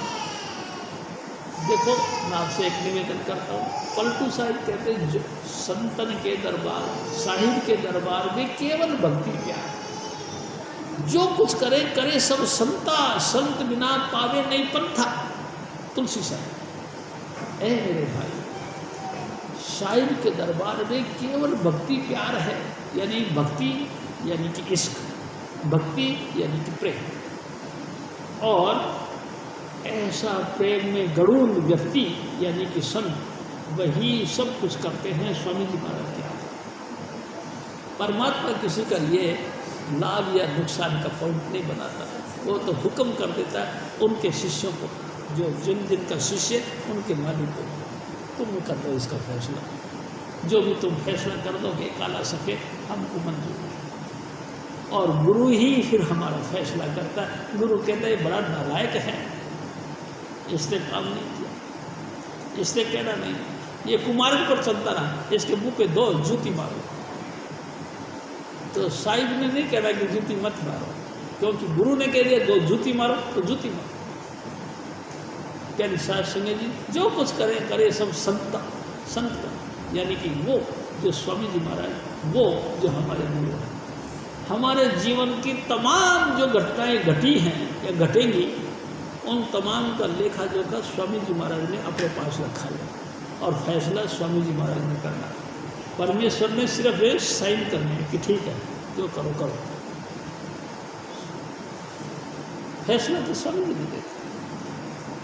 अच्छा है तो ये गंदा लेकिन लाडला तो था, चलो इसको माफ़ करो, माफ़ कर दो।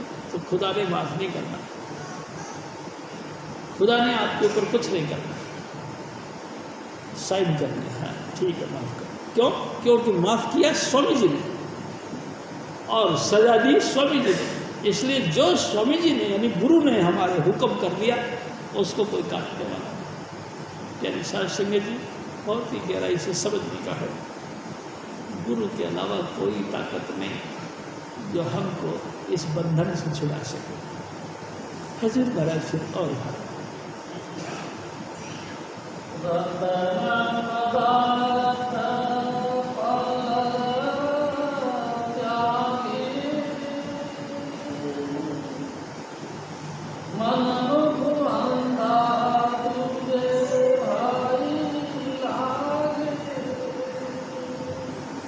साध संगत जी, कई लोग कहते हैं रतन, रतन तो नाम है एक कीमती पत्थर का, हीरे लाल रतन ये कीमती चीज़ें हैं। अरे भाई हजूर महाराज कृपाल सिंह जी का वक्त में मैंने देखा हीरे का ढेर लगे हुए थे, कीमती हो गए, लाखों रुपए का जिसकी कीमत होगी। ऐसे हीरे से रतन, रतन से लाल, एक से एक कीमती सोते हैं, लेकिन सारे बढ़िया हैं, लेकिन वैल्यू तो कुछ नहीं। जब स्वामी जी ने मंजूर कर दिया तो तुम कख के हो के भी लख के हो। यानी साध संगत जी, मैं आपसे निवेदन करता हूँ, चाहे बेशक आपकी सामाजिक परिस्थिति 0 पॉइंट है, लेकिन स्वामी जी महाराज के शरण में आ गए और स्वामी जी ने आपके ऊपर दया मेल करके हाथ रख दिया, ਤੁਸੀਂ ਆਪ ਆਪਣਾ ਵੇਖਦਾ ਕੁਆਲਿਟੀ ਤੁਹਾਡੀ ਨਿਖਰ ਜਾਣੀ, ਤੁਸੀਂ ਆਪ ਨੂੰ ਵੇਖਣਾ ਤੁਹਾਡੀ ਮਾਰਕੀਟ ਵੈਲਿਊ ਬੜੀ बढ़ ਜਾਣੀ। ਵੇਖਦੇ ਅਨੁਸਾਰ ਲੋਕੀ ਤੁਹਾਨੂੰ ਰੈਸਪੈਕਟ ਕਰਨਗੇ, ਲੋਕੀ ਤੁਹਾਡੀ वेलकम करेंगे, आपको बुला के अपना भाग्य सराहना करेंगे। वाह ये साहब जी आज हमारे घर में आ गए, अरे साहब कमाल कर दिया, बड़ी मेहरबानी करी। ऐसा क्यों? ऐसा इसीलिए कि स्वामी जी महाराज की दया है, इसलिए। नहीं तो स्वामी जी महाराज कहा करते थे, जिस नीच को कोई न जाने नाम जपत चौकुंठी माने। चौकुंठी यानी चारों दिशाओं में जिसकी जय जयकार हो जाती है, किस करके? नाम के कारण, नाम जपने के कारण से। और ये वही था जिसको कहते थे परे बैठ, हम बात कर रहे हैं ना, हमारे बीच में क्यों आ गया, चल पीछे हट। ऐसा मार्केट वैल्यू जिसकी हो उसको अब कहते हैं आओ जी आओ, बड़ी मेहरबानी है आपकी, आप आ रहे। ये कैसी मेहरबानी हुई? ये स्वामी जी महाराज के नाम की महिमा। यानी साध संगत जी, हजूर महाराज फिर और फरमा जो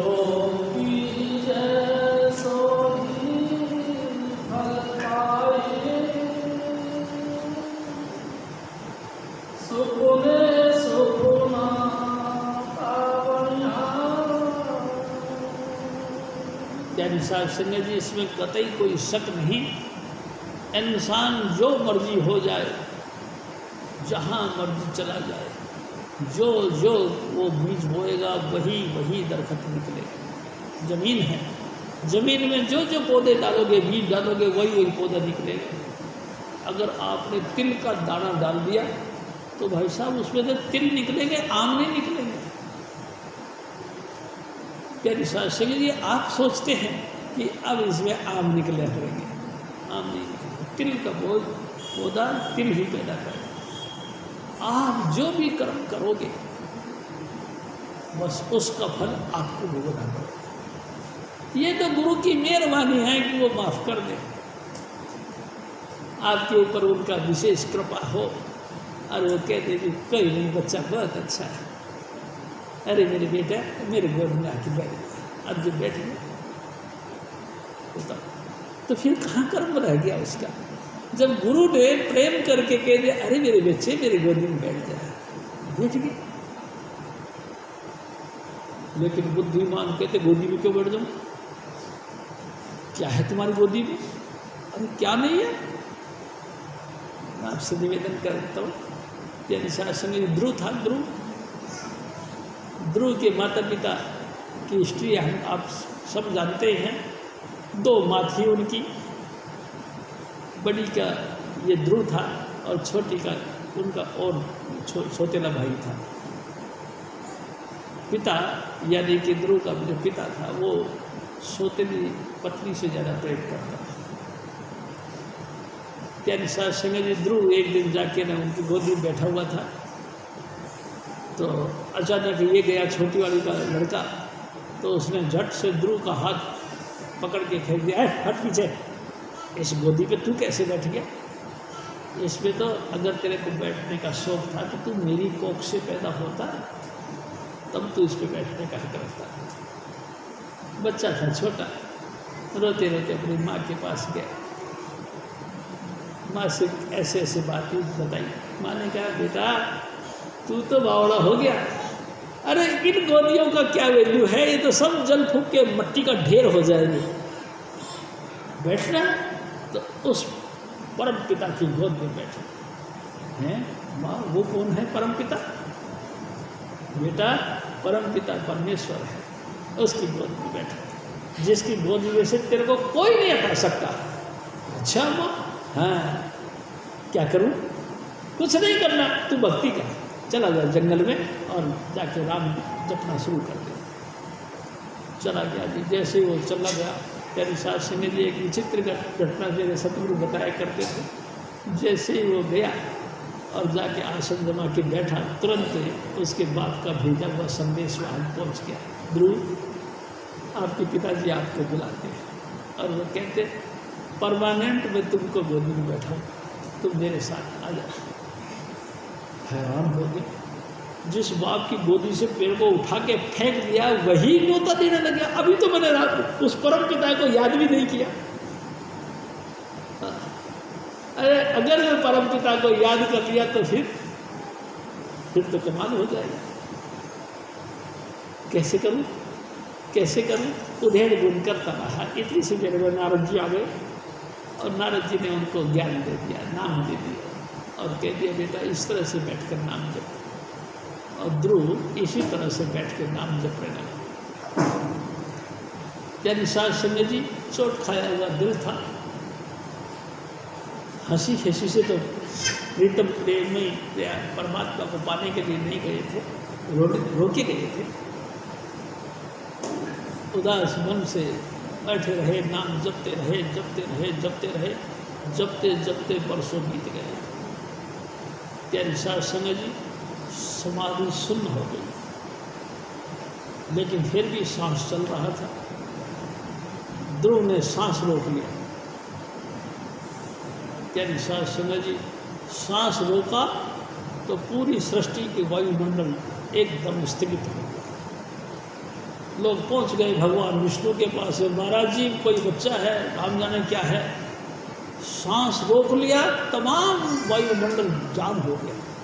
मेहरबानी करके उसको दर्शन दो। और भगवान विष्णु साक्षात रूप धारण करके उसके सामने प्रकट हुए। यानी सास संग जी समाधि में इतने लीन थे कि भगवान विष्णु ने कई दफ़ा बोला कि बेटा आँख खोलो, उसने नहीं खोला। स्वामी जी महाराज क्या कर रहे थे, उनके हाथ में शंख था, शंख गाल को लगाया। शंख जब स्पर्श हुआ, ध्रुव ने आँख खोली, देखा तो भगवान साक्षात। उन्होंने कहा मेरे पिता, तू मेरा पिता है?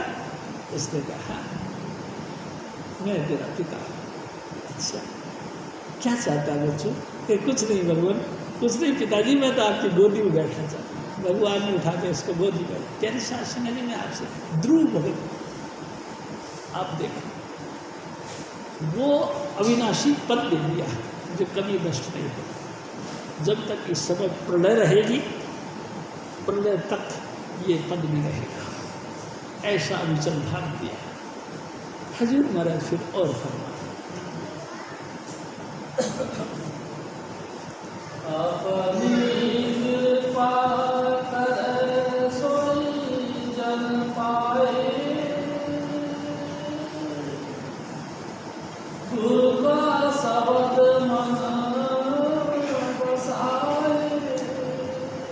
जब तक स्वामी जी महाराज दया नहीं करेंगे तब तक हमको ये चीज़ें नहीं मिल पाएंगी।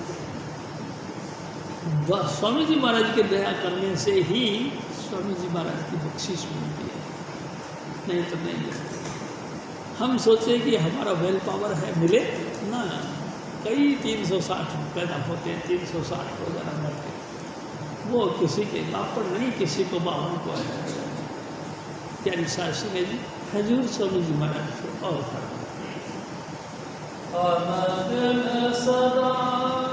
रहे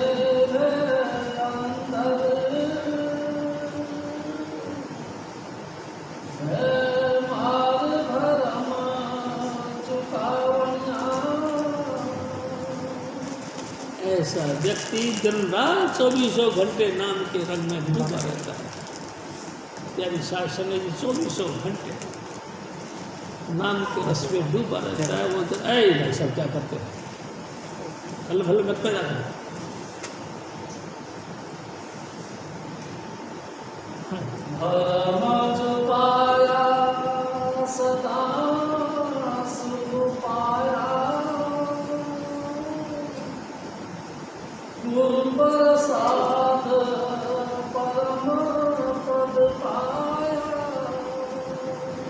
गुरु की कृपा मिल जाए तो सारे भरम खत्म, उन्हीं की कृपा से ये संजोग बनता है। प्यारी संगत जी बिन गुरु दाते कोई न पावे, लख कोटि जे कर्म कमाए। एक दो की बात नहीं, लाखों लाखों की बात नहीं, करोड़ों करोड़ों कर्म कर लो, किसी काम का नहीं। अगर स्वामी जी ने यश कर दिया, यानी गुरु ने मंजूर कर लिया, सब सक्सेस है, सब सक्सेस। नहीं तो कोई सक्सेस नहीं, सब है दिखा है। हजूर महाराज ये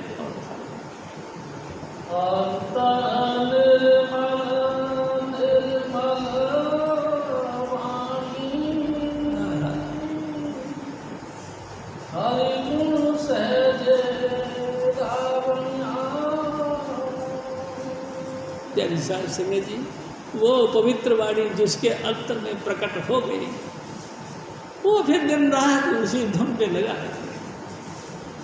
प्यारी साल सिंह जी फिर उनको परवाह नहीं,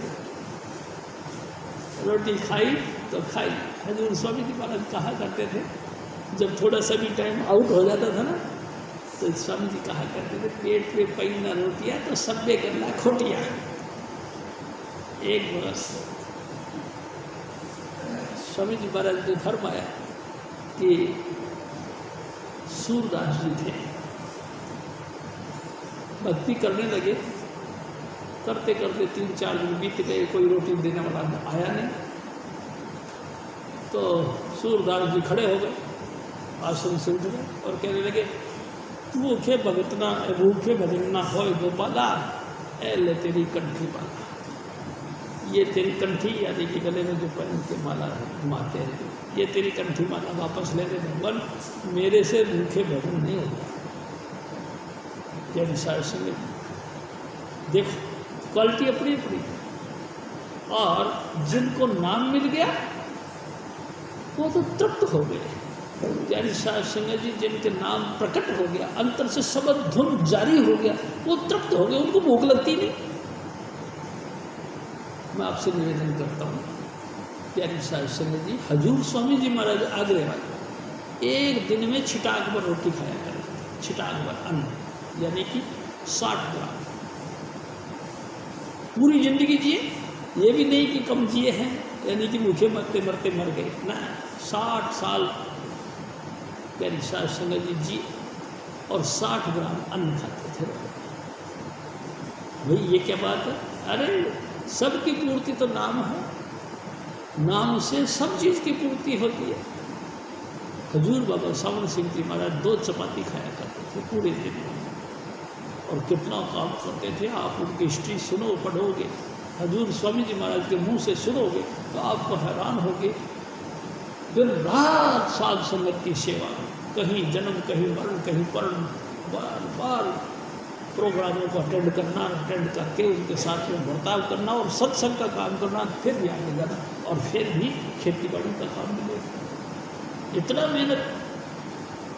एक दिन स्वामी जी महाराज ने कहा कि शिव जी मैंने देखा है हजूर को, इतना काम तो कोई वरिष्ठ व्यक्ति भी नहीं कर सकता जितना काम स्वामी जी महाराज के सतगुरु यानी बाबा सावन सिंह जी महाराज करते। क्यों? क्या करते थे? क्या खाते थे? कुछ नहीं, नाम का रस पीते थे, दिन रात नाम की धुन में लीन रहते थे। इसीलिए उनको विल पावर मजबूत था और इतना कुछ काम करते थे जिसका कोई मिसाल नहीं है। हजूर महाराज थे और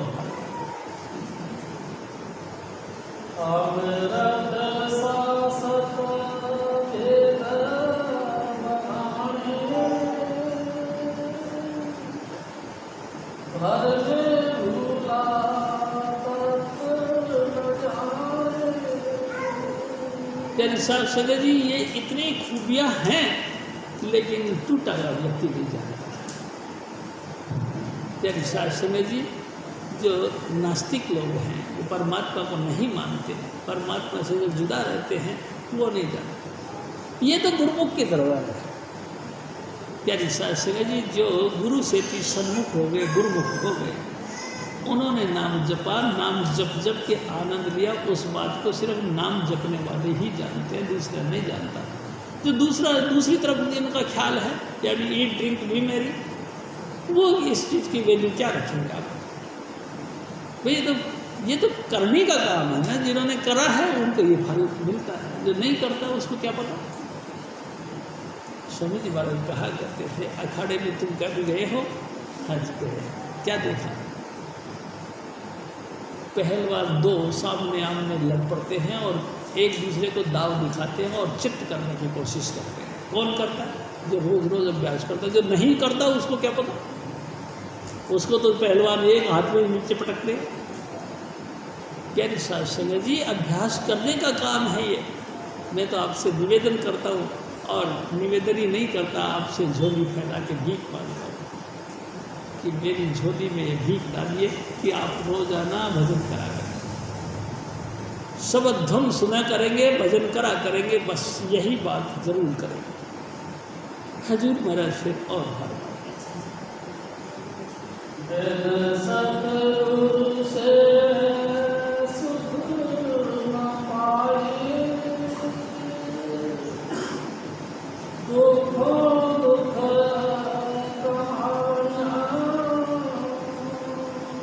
देखो प्यारे साहब समझिए, साकत लोग हैं जो टूटे हुए लोग हैं, परमात्मा को नहीं मानते, गुरु की शरण में नहीं गए, गुरु से दीक्षा नहीं ली, दीक्षा भी लिए तो उसका अभ्यास नहीं किया, बस गुरु को ऊपर ऊपर गाता, गुरु को दिल भीतर नहीं लाता, गुरु का दर्शन बाहर करता, चित्त में दर्शन कभी ना करता।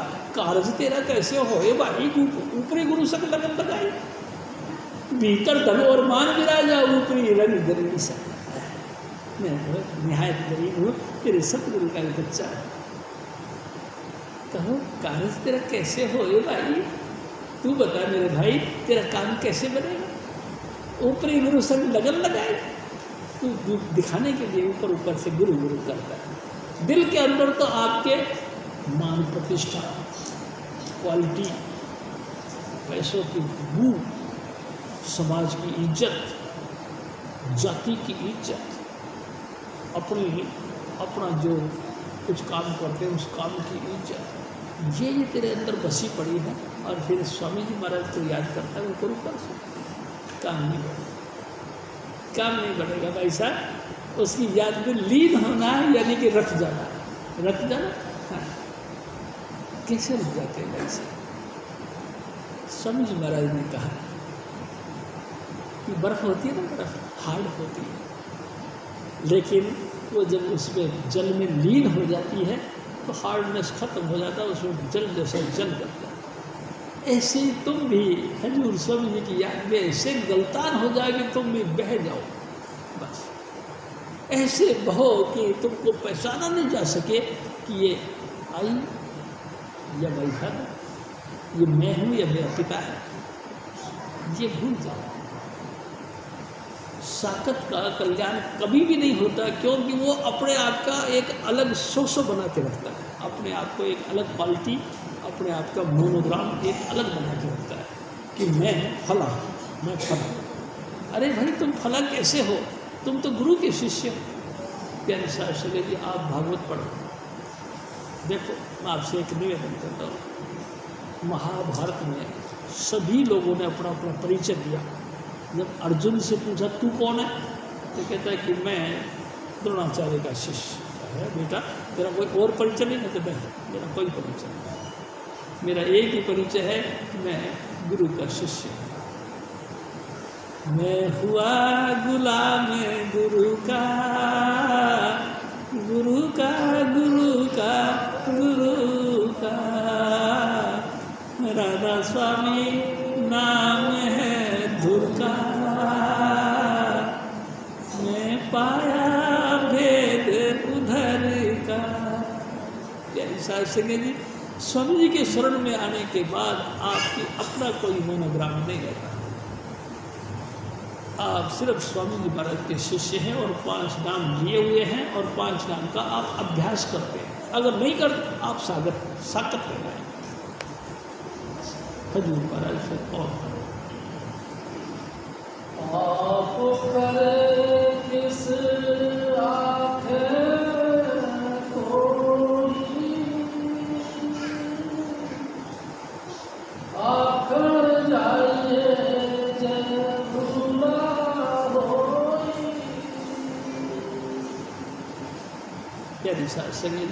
ये सारी रचना है स्वामी जी आपका। परमात्मा जिसको याद करवाता है वही व्यक्ति याद करता है कि मैं मृत्यु लोक में पैदा हुआ हूँ और एक न एक दिन मेरे को मरना, और जब मैं मरूंगा तो मेरे साथ क्या जाएगा भाई। ये सब चीज़ें वही व्यक्ति करता है याद जिसको स्वामी जी याद करते हैं। जो अपने आप से याद कर ले वो तो बड़ा चेतन पुरुष है। स्वामी जी महाराज कहा करते थे ना, हम जब पैदा होते हैं पिछले संस्कार भी हमारे साथ आते हैं, हम किस योनि से आए हैं। स्वामी जी कहा करते थे कोई देवलोक से आता है, तो देवलोक से तो जागृत होता है। हजूर महाराज कृपाल सिंह जी देवलोक से आए, जब वो प्रकट हुए उसके अभी 6 साल की उम्र भी नहीं हुई थी कि उनको अंतर्यामिता थी, और अभी वो रोटी खाना शुरू भी किया था। एक दिन इनके घर में मांस पकाया, तो इन्होंने क्या किया, टिफिन से रोटियां निकाल ली और अलग जाके मैं खाना शुरू कर दिया। तो इनके पिता ने कहा कि बेटा क्या करते हो, गोश्त खाना स्वास्थ्य के लिए लाभदायक है। तो इन्होंने पता क्या कहा कि पापा जी वो मुर्दा है, मुर्दा, और मुर्दा कब्रिस्तान में फूका जाता है। मेरा ये शरीर कब्रिस्तान है जहाँ मैं इसमें मुर्दा डाल। प्यारे शास्त्री जी देखो, आप बताओ भाई साहब, 5-6 साल का व्यक्ति इतनी गंभीर बात करे तो क्या कहोगे आप। वो मालिक कुल होते हैं, वक्त वक्त के चोलाधार करके धरती पर आते। प्यारे शास्त्री जी और अपना चरित्र दिखाते हैं। हम समझते बच्चा है, बच्चा नहीं, वो परम संत है जो दरगाह से उतर के आए हैं। शास्त्री जी हजूर महाराज फिर और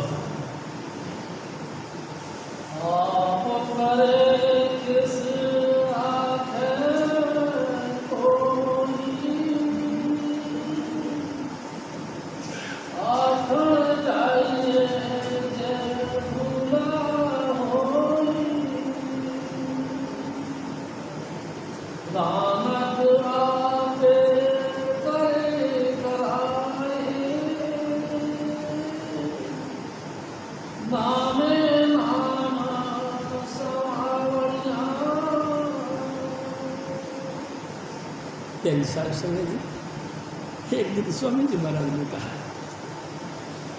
एक अंधा व्यक्ति किसी आँख वाले को पकड़ना चाहे तो कैसे पकड़ेगा। वो नहीं पकड़ सकता, चाहे पूरी जिंदगी चक्कर काटता रहे। लेकिन हाँ, कभी वो सुजाखा व्यक्ति, आँख वाला व्यक्ति अपने आप को अंधे के पास टच करवा दे और वो उसको पकड़ ले तो तारीफ की अंधे की होगी। ओह देखो देखो, मैं निरंद होके भी इस सुजाखा को पकड़ लिया।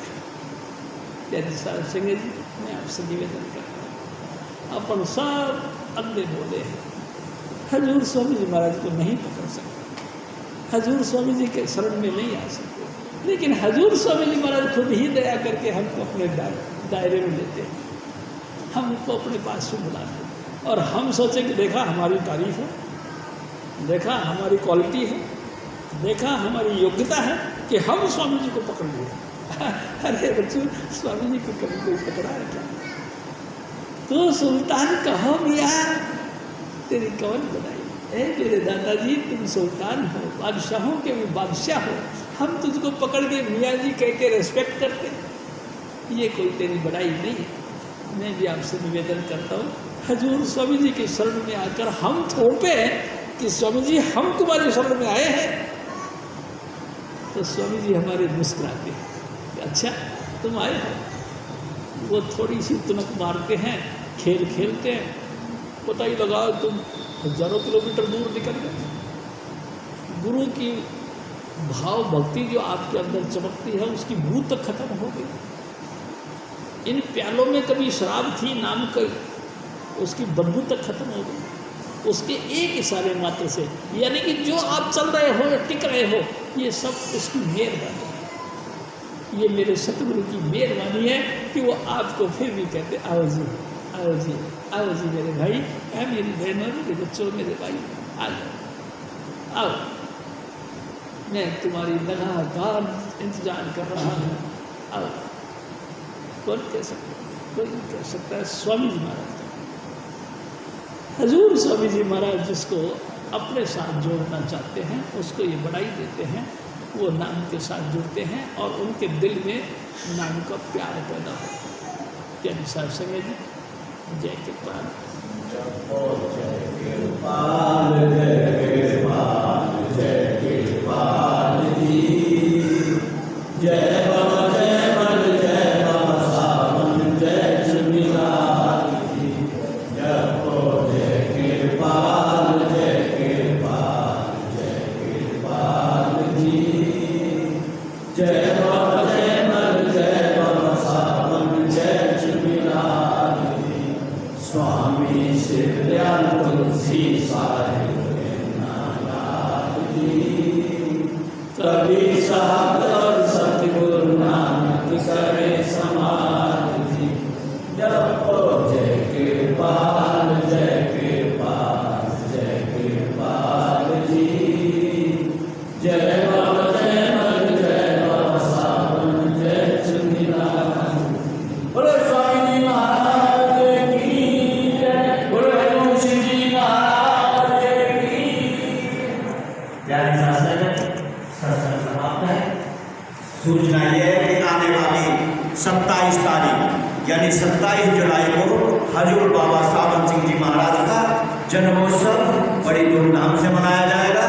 आप सभी अपने इष्ट मित्रों से सादर आमंत्रित हैं। जय कृपाल। और लंगर की जो विनती है, जहाँ पर आप बैठे हुए हैं कृपया वहीं पर खड़े हो जाए, कीर्तन कराया। जय कृपाल।